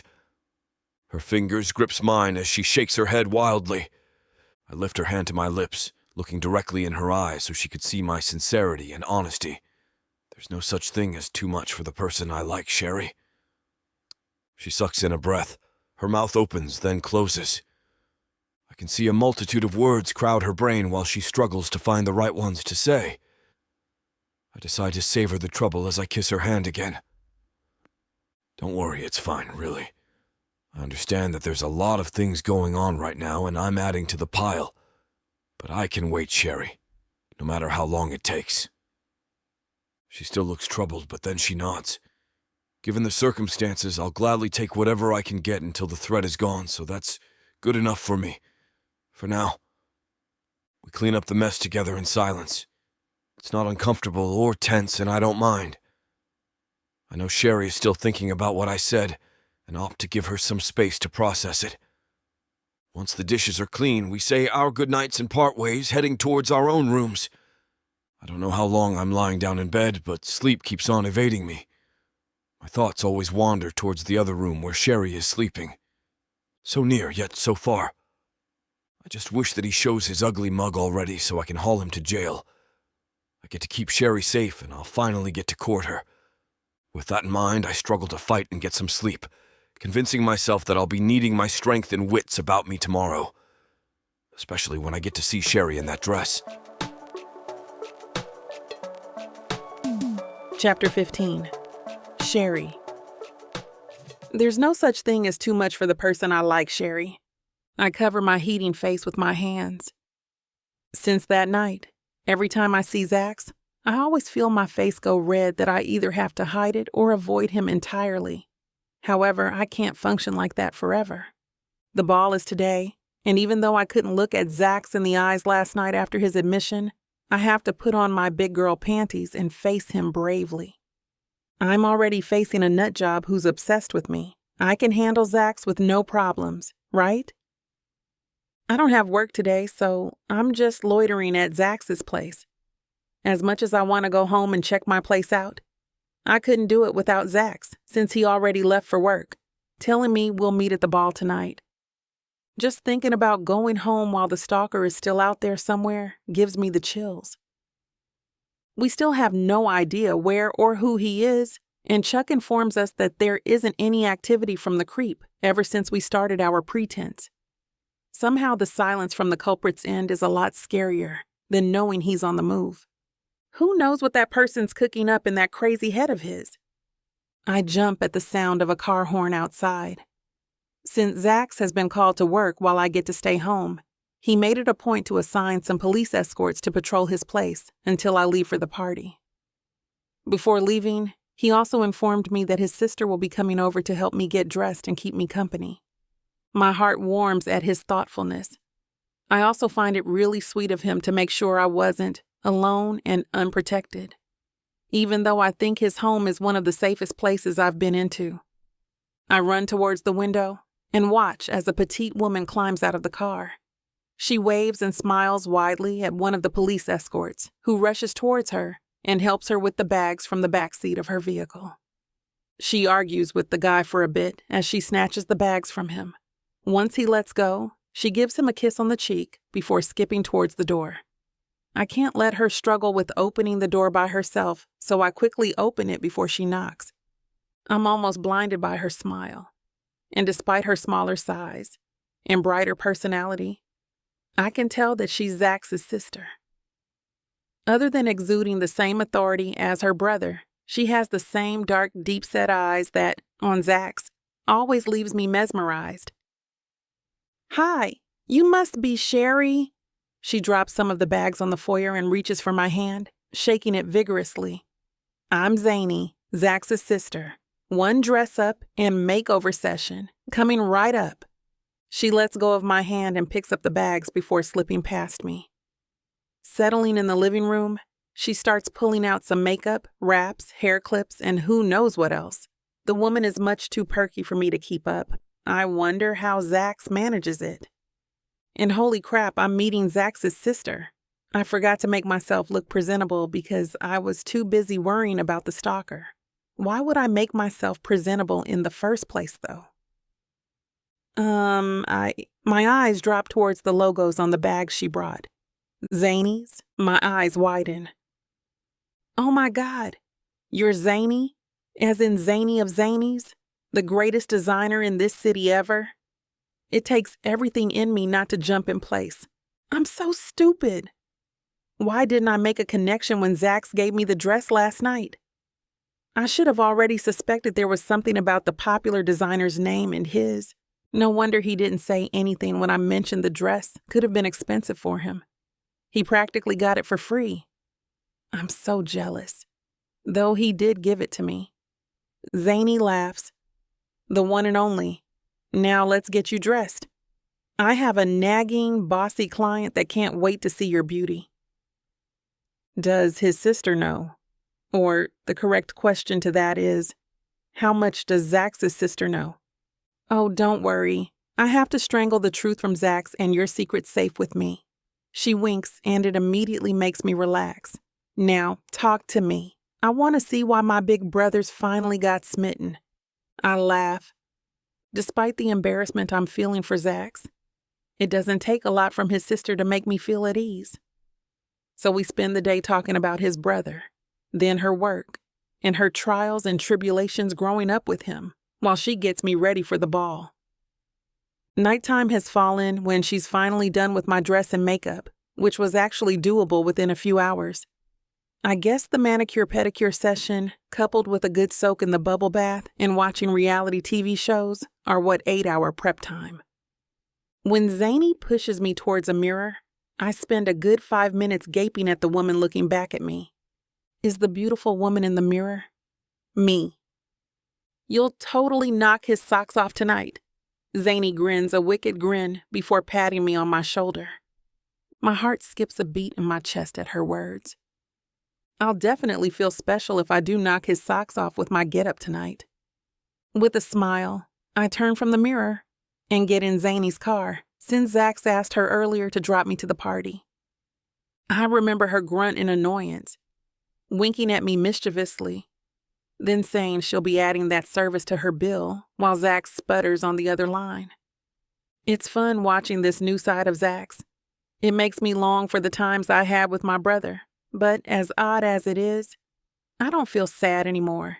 Instead, I feel happy, blessed even, because I have those moments with him to treasure forever. "We're here, princess. Ready for your prince?" Zany teases me as I open the car to get out. I scrunch my nose at her, but I can't help smiling. "Ha, you're hilarious," she preens. "Of course. My brother thinks so too. Don't forget. Let's hang out sometimes. Coffee and cakes, okay?" "Wouldn't miss it for the world." I wave at her as she speeds away. I turned towards the party before stopping in my tracks. There, standing not far from where I'm standing, eyes focused on me and half listening to the chief of police, is Zax. If he's hot in his uniform, then he's positively killing it in a tuxedo. He may look drop-dead gorgeous in his outfit tonight, but that's not what nails my feet on the floor. It's the look of pure admiration on his face that did the job.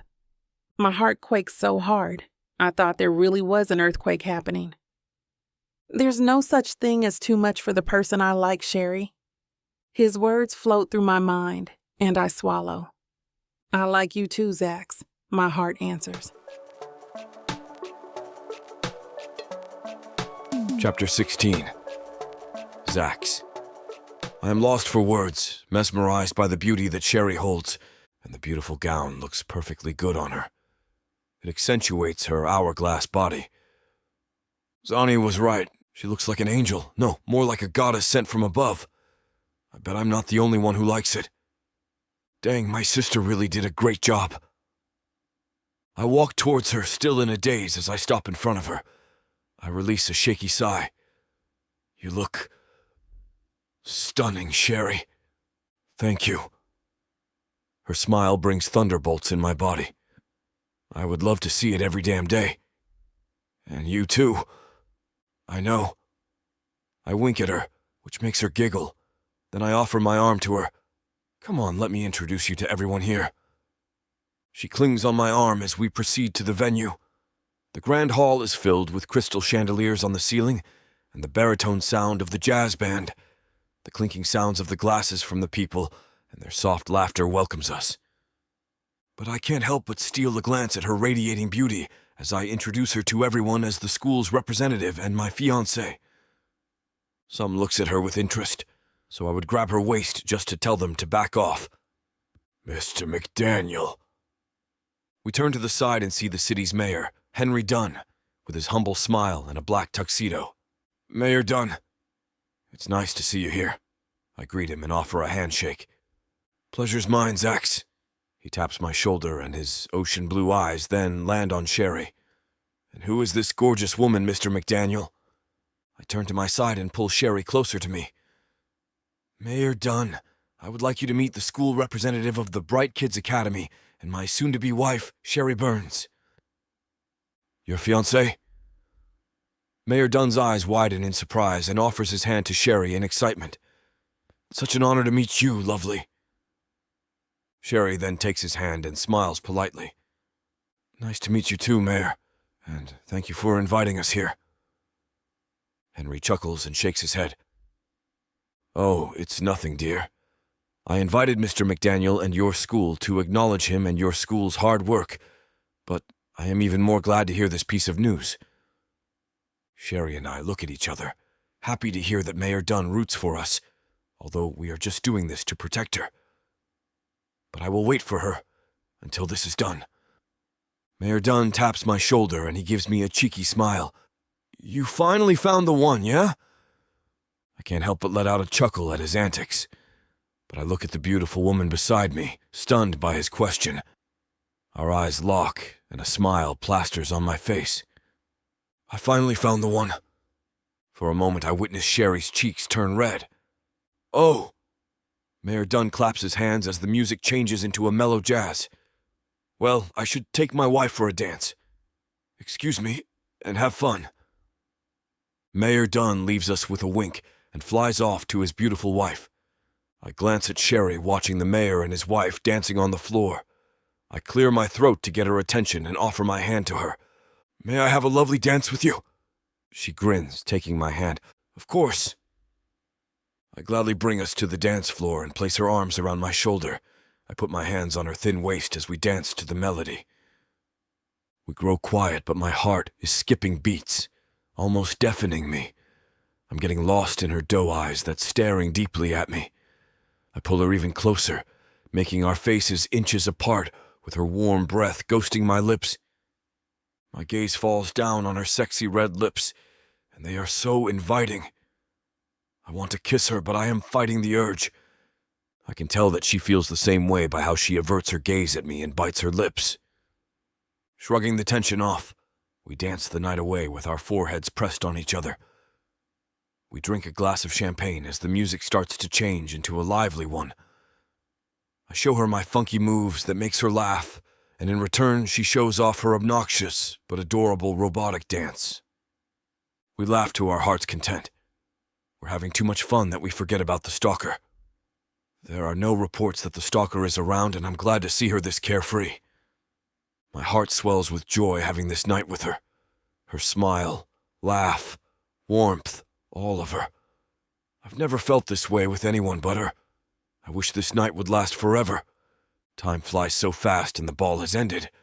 A subtle awkwardness fills us that we barely look at each other. Zany arrives to take us home and she clutches her chest while looking at us with adoration. "Look at you two, looking so perfectly fine together," she squeals, fitting us in a frame with her hands. I roll my eyes at my sister and open the back seat's door for us as we go home with our police escorts following us behind. I sit next to Sherry and there's a space between us. I could feel the tension building up between us and the heat rising in my body. I lick my lips and distract myself by watching outside the window. We arrive at home. Zany bids farewell while the police escorts are still going to guard us. I lock the doors and feel her behind me, making her way to her room. "Sherry?" I turn around to meet her gaze. "Yeah?" We stare at each other for a moment and just let our eyes speak. But I lose my self-control, and I saunter to her and pull her nape to claim her lips. Chapter 17. Sherry. The deep and soul-searching kiss took my breath away. My heart pounds hard against my chest. I look into his eyes to see if he's changed his mind, and I am met with the purest dark orb staring back at me, wanting reassurance. "You're the most beautiful woman I've ever set eyes on," he whispers as he traces his thumb against my cheek. He dips his head again to capture my mouth, and I circle my arms around his neck for support. Well, it looks like things are getting a little too spicy for this platform's guidelines. In order to continue bringing free, full audiobooks to you here, we have to follow the rules. But you can still get all the good stuff when you go to BWWM, Use code VIXA40 for 40% off any digital product on the site. Happy reading. I hope you're enjoying this audiobook by Vixavon. If you want to keep hearing more audiobooks, then please hit that subscribe button and like the video. It may seem insignificant, but the more people that subscribe, the easier it is to produce more audiobooks in the future. So please, help us out and subscribe to our channel. Thank you for listening, and now back to your book.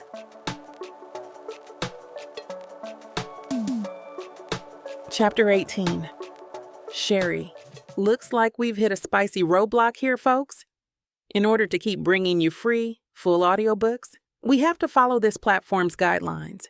But don't worry, you can still get all the good stuff. Head over to BWWM and use code VIXA40 for 40% off any digital product on the site. Don't miss out. Keep the romance alive. He pulls me in his embrace and I sigh like a cat that got the cream. There's a chirp on the bedside table, and he reaches for his phone and curses. Well, that doesn't sound good. He sighs in dismay. "Sorry, baby, but I gotta go. Chief's holding an urgent meeting in 10 minutes. He kisses the top of my head before he leaves the bed and gets dressed. Despite my disappointment, I take solace in watching him. My eyes rake each and every movement. And oh my, Zax is such a man. He glances at me and does a double take before he sends a sheepish smile my way. Did he just blush? Buttoning his shirt, he stalks towards me and kisses me deeply. Stop looking at me like that. Otherwise, I won't leave. What if that's my plan all along?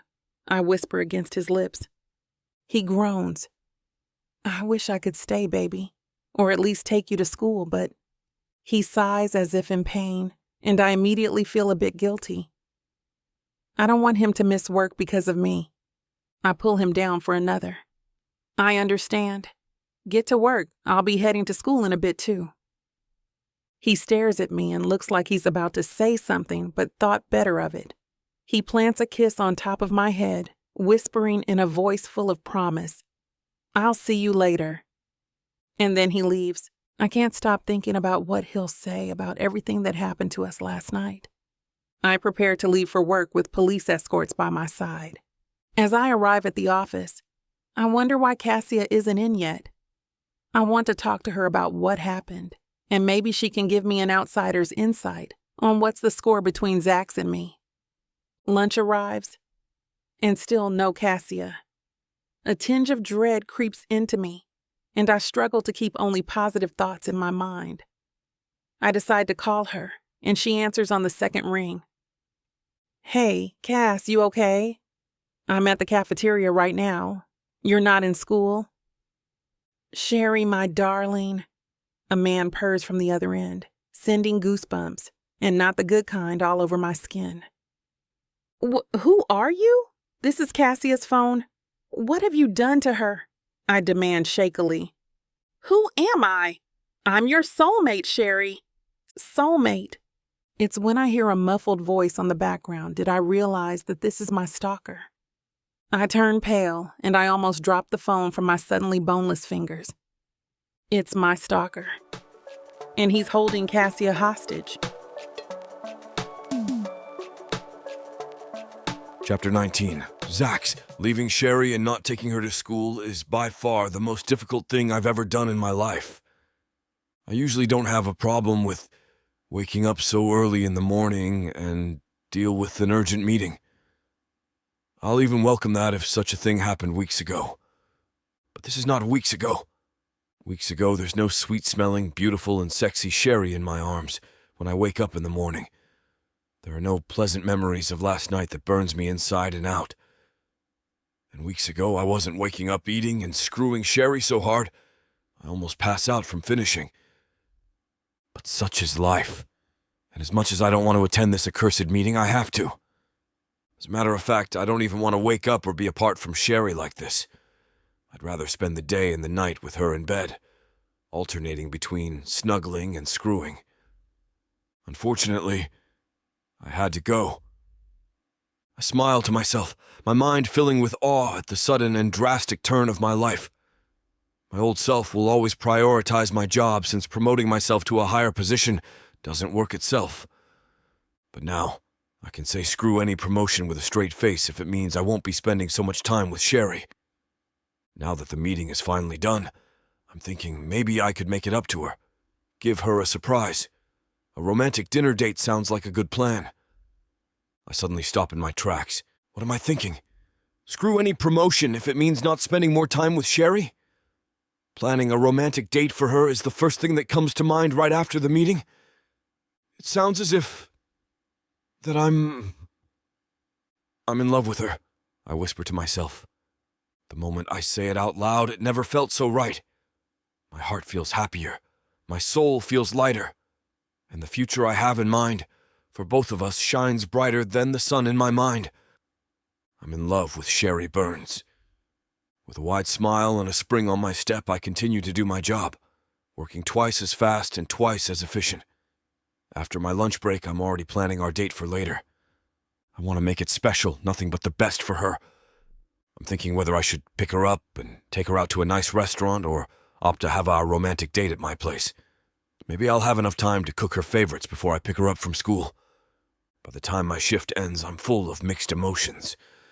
The moment my feet land on the foyer, I immediately proceed to cooking. It helps ease my raging emotions as I prepare our meal and set the table, mindful to make it a romantic setting.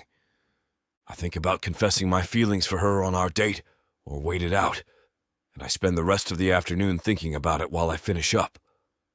The digital clock in my car's dashboard tells me it's already 2 p.m., and Sherry's last class will be finished by now.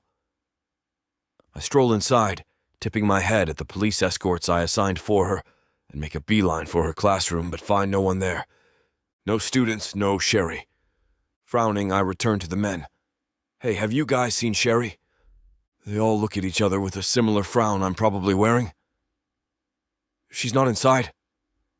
My temper flares and fear settles in my stomach, and I struggle to contain them both. Patrol the entire school. One of you will come with me and check each and every classroom for her. They all do as I say so fast. I wonder if it's because they want to get away from me or that they're guilty of screwing up their job. After a couple hours of searching, we congregate back in front of the school. It takes everything in me to look and stay calm. But on the inside, I'm already panicking and out of my mind with worry and fear for Sherry. "Sir, we couldn't find her anywhere outside the school grounds," one of them reports. "No sign of her on any of the classrooms on the west side of the school," another says. "Nothing on my end either." The one I assigned with me to search the classrooms on the other side shakes his head. "I also didn't find a hair or a shadow of Sherry on my side of the classroom building. Where the hell could she be? The last time the men saw her was when she went to the cafeteria to have her lunch. Once the bell rang, they just assumed she returned to her classroom, not noticing the kids are wilder than usual with her not around. But I couldn't blame them, not really. They didn't see how the kids behave when she's in the room. She didn't tell any of the men where she'll be going. She just disappeared. Either she left on her own or she got caught by her stalker. Both of those scenarios leave a very bad taste on my tongue, and I don't want to think about it. What I do need to think about is finding a way to locate her. And that's when I remember I have a tracker on her. Without wasting another second, I rush towards my car and get onto tracking her before it's too late. Chapter 20. Sherry. I dropped the call out of panic and I immediately regret it. Damn it. How can I be so stupid? Cassia is in danger. And then my phone beeps. I check it and see that an unregistered number has sent me a message. It is a video of what appears to be Cassia's living room. But it is the next scene that makes my eyes widen and hands clammy, nearly dropping my phone. Cassia is bound to a chair and gagged, struggling to break free. "Cassia, why don't you say hello to Sherry for both of us?" the man behind the camera says. With the voice-changing device he uses, it's hard to pinpoint his identity. Cassia noticed that she is being filmed and struggles harder to get out of her binds. Then the man walks in front of the camera. He is wearing all black attire, and on his face is a terrifying clown mask. His hand runs through Cassia's hair while she tries to move as far away from his touch as much as she can. I can feel my heart drop at what he plans to do to her next. Fortunately, he leaves her alone as he faces the camera. "Sherry, Sherry, Sherry, why don't you come and see us?" he says. Cassia shakes her head vigorously as if telling me not to come, with muffled screams and tears in her eyes. "Be quiet," the man shouts, hands raised as if to hit Cassia. Cassia stops struggling and goes silent. However, with one look in her eyes, I can see that she's still pleading with me not to come. "If you want to see dear Cassia here, safe and sound, you'll come to see us, right? And come alone." His face with the terrifying mask fills the screen. "I'll be waiting for you, my love." And the video ends. I know that going to Cassia alone is the most stupid thing to do in this situation, but given how unstable that man seems, I can't risk my friend's safety. He warned me to come alone, so I can't bring the police, or it will put Cassia in more danger. Waiting for Zax is not an option either. "I'm sorry, Cassia, but I won't be able to forgive myself if something happened to you." Then the unregistered number sends another message. This time, it is an address, and it is Cassia's house, just like I thought. Glancing around subtly, I can see that the police officer's guarding me, following my movements closely, meaning I have limited options of escape without them noticing. Walking as casually as I can, I head to the door leading to the cafeteria's comfort room, and like I guessed, the officers stop at the entrance to wait. Out of their sight, I enter one stall and escape through the window. I reach Cassia's place faster than I expected. When I get there, I notice that her front door is unlocked. Entering the house, it looks like nothing is amiss, until you enter the living room. In the center is Cassia, hair slightly mussed, bound to the chair and gagged, just like in the video. While she looks like she's been crying, I feel slightly relieved that she's unharmed. I run towards her and take off her gag. "Sherry!" she exclaims in distress. "You shouldn't have come." "I can't leave you alone," I reply, apologetic. I start untying the binds on her feet when I feel a presence behind me. "I wouldn't do that if I were you, love." I freeze in place when I hear his voice that sounds oddly familiar. Looking up at Cassia, I see her looking behind me, terrified. So I slowly stand up and face him. "I'm here, so let Cassia go." So impatient. "First, have you done what I've asked? As you can see, I came alone, so let her go." The thing is, I can't do that. Why? The stalker takes off his mask, revealing his face, and I realize why he sounds familiar. The man standing in front of me is Dr. Jonathan Smith, the school doctor. Because she already knows who I am, and I can't have her blabbing, can I? I don't understand. My head tries to wrap around the fact that the kind Dr. Smith is my stalker. How can someone so considerate and well-respected do this? Wait, how are you here? Weren't you supposed to be out of the country on vacation? Well, it's really a simple matter of forging some forms here, and a couple lies there, he replies nonchalantly. Then why are you doing this? You see, Sherry, I've loved you for a very long time, and I have been watching you ever since. Did you know that I even worked at that school because of you? Dr. Smith continues telling me how much he loves me and shares the creepy things he'd done so he could be close to me or find out my preferences. Like how he checks my garbage bin every day to find out my favorites, or how he stole some of my unwashed knickers from my laundry. He even brags about how he threatened and harmed the men who tried to date me. The more he talks, the more that it is cemented in my mind that he is my stalker, and that he's out of his mind. Then that police officer comes barging in, thinking he can take what's mine. He shouts, deranged. Then his tone softens. But don't worry, I won't let him come between us. You and I. We will be together forever, just like the other ones. The other ones? He means other victims, doesn't he? Which means I'm not his only victim. Nor am I his first. I shudder thinking about what he has done to the other women. Since we'll be together forever, I can't have you contacting that fiancé of yours, so give me your phone. I reluctantly place my phone in his outstretched hand, but before I could take my hand back, Dr. Smith grabs my arm, and I wince in pain. His eyes narrow at the engagement ring that Zax gave me. "I'll also be taking this," he says before yanking the ring off. Giving me one last look at me, he leaves the room, and I hug Cassia to comfort both of us. With the ring gone, my thoughts head to Zax and all his wasted efforts to keep me safe. I'm sorry, Zax. Chapter 21. Zax. Before my ass hits the seat of my car, I quickly access the tracking app I have on my phone. I had it installed on the day I carried Sherry home from being drugged at the school by her stalker. From that day forward, I realized that there will be times when I just couldn't be by her side to protect her. So while she's unconscious and with Cassia's permission, along with the deputies, I programmed Sherry's phone with a tracking device that I can trace and monitor from mine. I start my car as soon as her location comes up. I recognize the address and the coordinates on the map as Cassia's place. She could just have gone to visit her friend. If that's the case, why didn't she alert her police escort so they can accompany her there? No, my gut feeling tells me that there's something very wrong going on. Sherry wouldn't just go on her own knowing that the threat is still at large. Whatever it is, I'm determined to get to the bottom of this.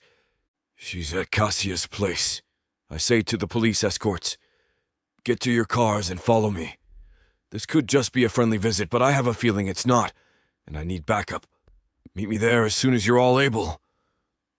And with that parting order, I step on the gas and speed my way to Cassia's place.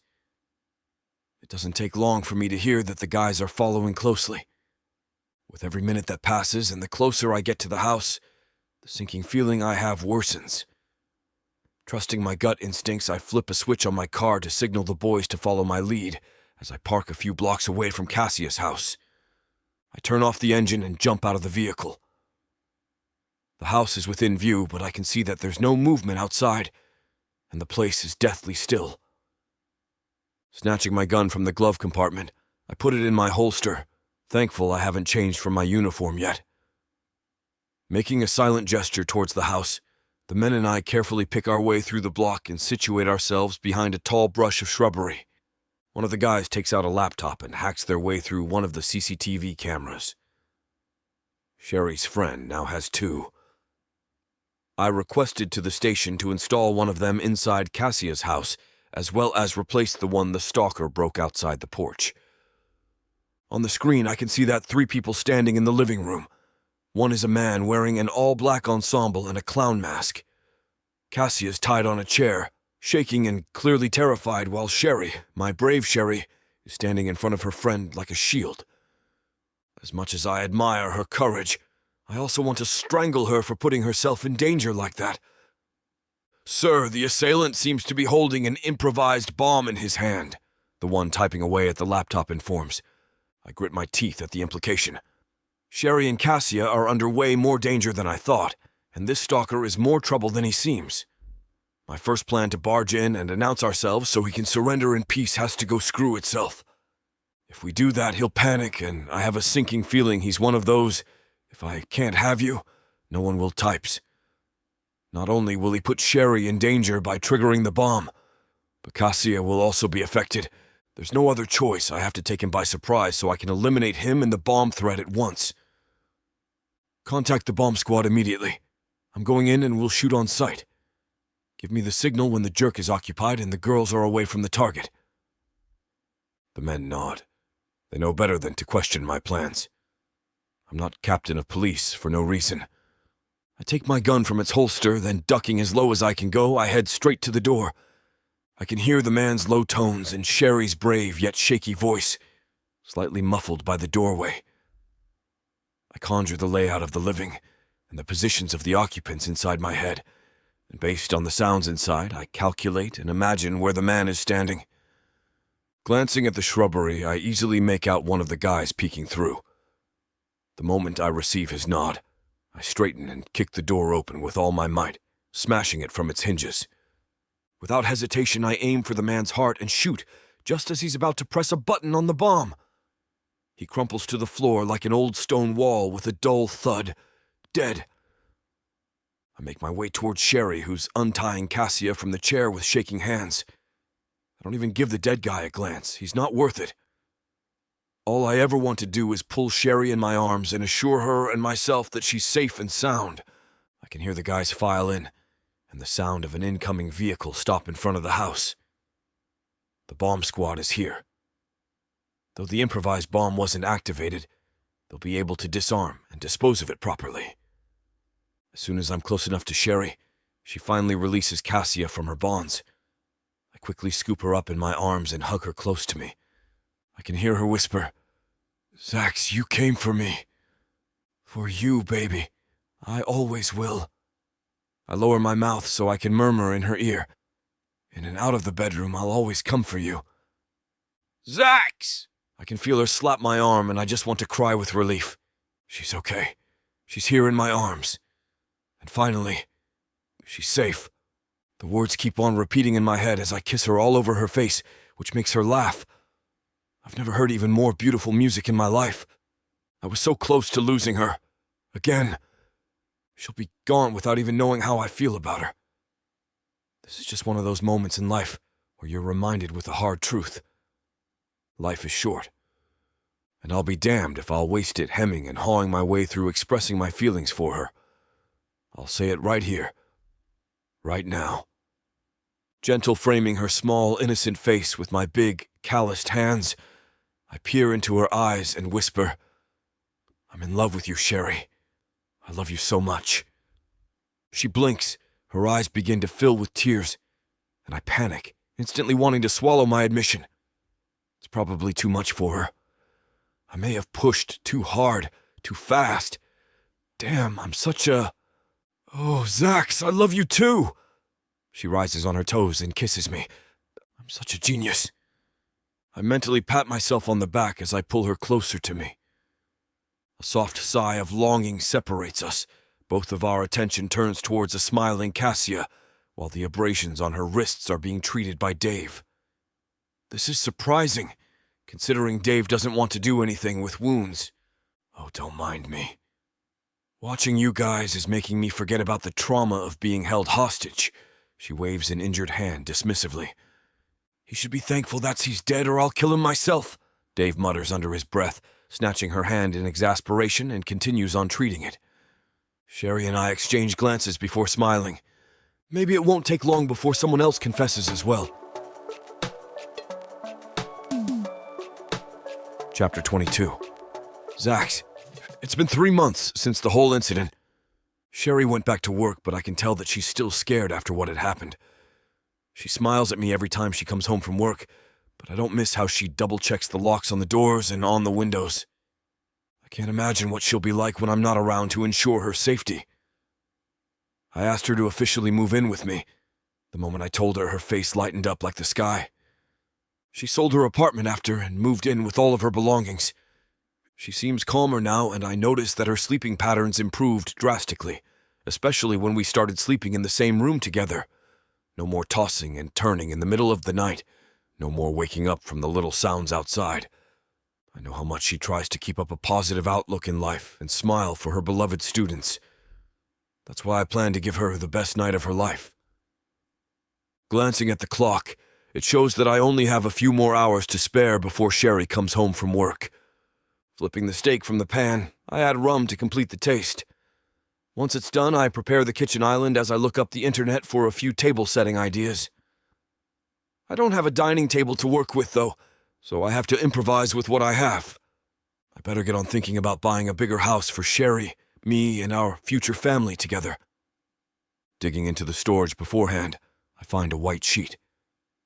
It's thick enough to cover the marble colors of the island.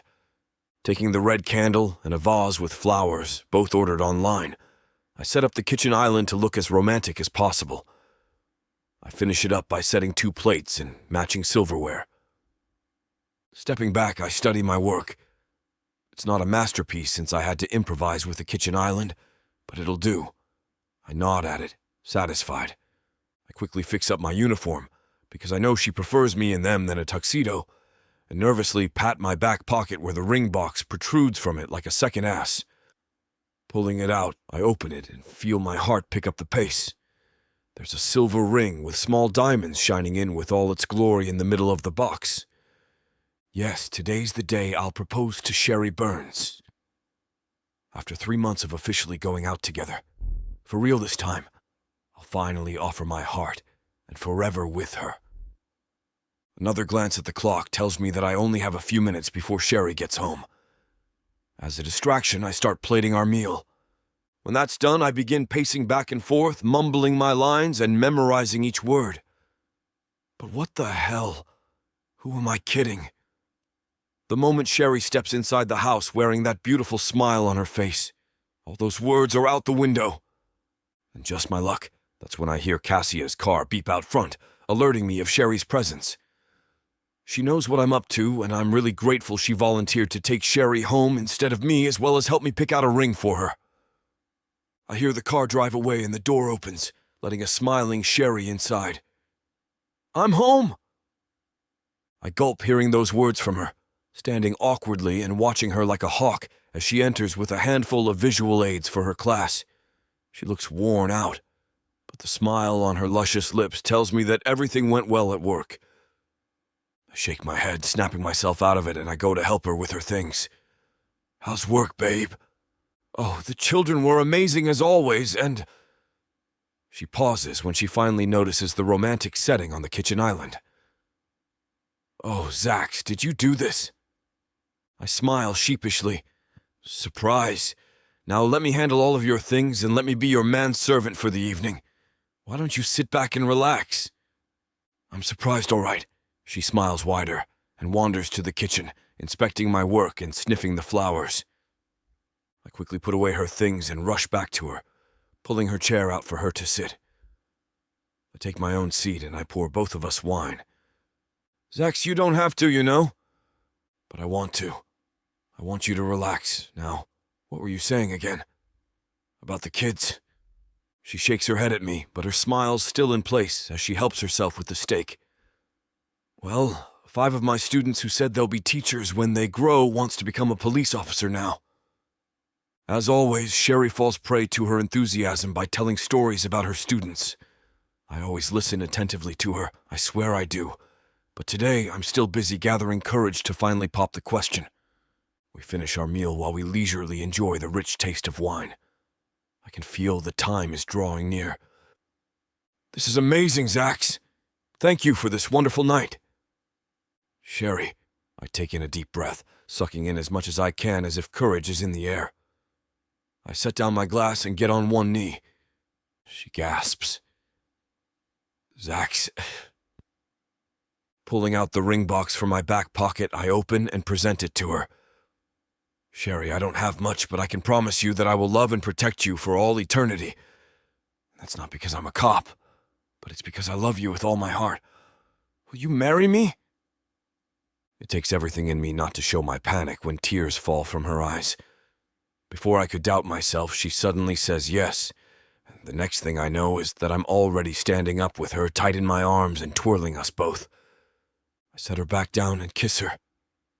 Resting my forehead against hers, we both watch as I put the ring on her finger. It's a perfect fit. How did you... Cassia, help me! I lift her hand and kiss it. She knows about this. That punk is holding out on me. It would have been effective if she didn't just giggle at the end of that sentence. Sorry to interrupt, it seems we've reached the limits of what we can share here. To continue enjoying all the steamy details, head to vixavonromance.com. Use code VIXA40 for 40% off any digital product on the site. Dive into the unfiltered goodness and enjoy. Chapter 23. Sherry, the day has come. The church bells ring as Zax and I walk out of the cathedral while holding hands. Everyone is there and it's enough for some tears to fall from my eyes. When they start to throw rice at us, I find it so hilarious that I laugh while wiping my tears away. We enter Zax's cop car and zoom to the reception. Some would say that we have a very unique ride, but to me it's perfect. The moment I set my foot in the venue, my stomach rumbles at the smell of food. Hungry? Zax asks. He's eyeing the food as well. You can say that again. After the meal, I continuously thank Zani. At her insistence, she designed my wedding dress. It's not flashy or anything. I'm not that kind of girl anyway. You can say it's simple yet elegant. But more importantly, I love how the dress is fashioned to hide my belly. Though it doesn't hide a baby bump yet. But with all the eating I've been doing with Zax's cooking, my waistline is not like before. Not that Zax minds. To be honest, I think he likes it so much it shows on how he doesn't make me sleep at night until dawn comes, and we're both exhausted to go for another round. As soon as everyone has their stomachs full, we all enjoy some wine and dessert. Zax and I stand side by side as we slice the 3-story cake together. I smile at Zax as we feed each other with strawberry cake. He looks amazing in his black suit. I can't get over the fact that this handsome, sweet man asked my hand for marriage. But here we are, and I don't want to change it for anything in the world. The beautiful venue has a white and gold theme. Every table has lilies and gold vases, gold platters, and silverware. Everyone is smiling, and I feel my heart bursting with happiness. I suddenly remember my students. When they heard that I'm getting married, they all made a letter to Zax, telling him to take good care of me or they'll attack him when he visits me in school. I giggle at the memory. Then out of the blue, Zax wipes frosting on the tip of my nose. Hey! You're not looking at me? I'm jealous, Zax teases. But he wipes the frosting off my nose nonetheless. I roll my eyes at his childish antics. I just remembered my students. Oh, yeah. I should remind myself to buy some snacks every time I visit you at work. You're not bribing my students with junk food. I laugh. After eating cake, every lady in the venue gathered around and waited excitedly for the throwing of the bouquet. Looking back at them, the ladies shout at me to throw the bouquet in their direction. Straightening, I close my eyes and throw it in a random direction. I turn just in time to see the bouquet land in Cassia's arms. She jumps on her heels and laughs with excitement, and my eyes grow wide when I notice Dave step forward from the sidelines. The rest of the ladies immediately leaves the floor, giving the two some space to have their moment. I feel Zax's arm snake around my waist as we watch Dave go down in one knee and pull out a ring. In a solemn voice, he asks her to marry him. Cassia begins to tear up, still clutching the bouquet in her hands. Then she answers yes. I cheer and give a toast for my friend. This day's my day, but I'm a sucker for love and am more than willing to share it with my dear friend. It's getting dark, and Zax and I decide to start the dance. I can't believe that Dave proposed when Cassia caught the bouquet. I lean my head on Zax's chest as we dance. I was surprised too, but seeing how happy they are, I think it was fate. This is just the best day ever.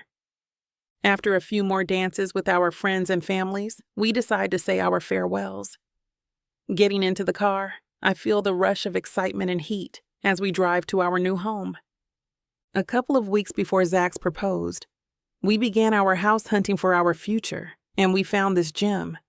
It's a comfortable 2-story house with a big front yard and an even bigger backyard. Good for the kids, Zax would always say. It's also close to both of our workplaces that we immediately closed the deal. As soon as we moved in, I found that it's already complete with security measures. You might think that we are keeping some pirate treasure inside, to which Zax would simply say that I'm his treasure. How I love my husband. As soon as we arrive home, I can finally have Zax to myself. Don't get me wrong, I love that my friends and families join us in our big day. But staring at Zax right now in his suit, he's just so hot. I don't think I can keep my hands to myself any longer. The moment we step foot inside, Zax pulls me to him. His lips crash into mine, hungry and wanting. You have no idea how much I wanted to touch you, he murmurs when he pulls away. I thought I was the only one, so that makes me feel better. I pull him close, towing my shoes off as we stumble into the bedroom. I expect Zax will have his way with me, but he just stands still. His hands are running over the bodice of my dress, and his brows furrow when he doesn't seem to find what he's looking for. How? Where's the zipper? There are no buttons on this thing. He gasps in horror, and I chuckle. I turn around. I can hear him say oh upon discovering the zipper. So it seems we've hit the spicy content cap on this platform. But there's no need to miss out. Visit VixaVonRomance.com, use code VIXA40, and get 40% off any digital product on the site. Your next favorite read is just a click away.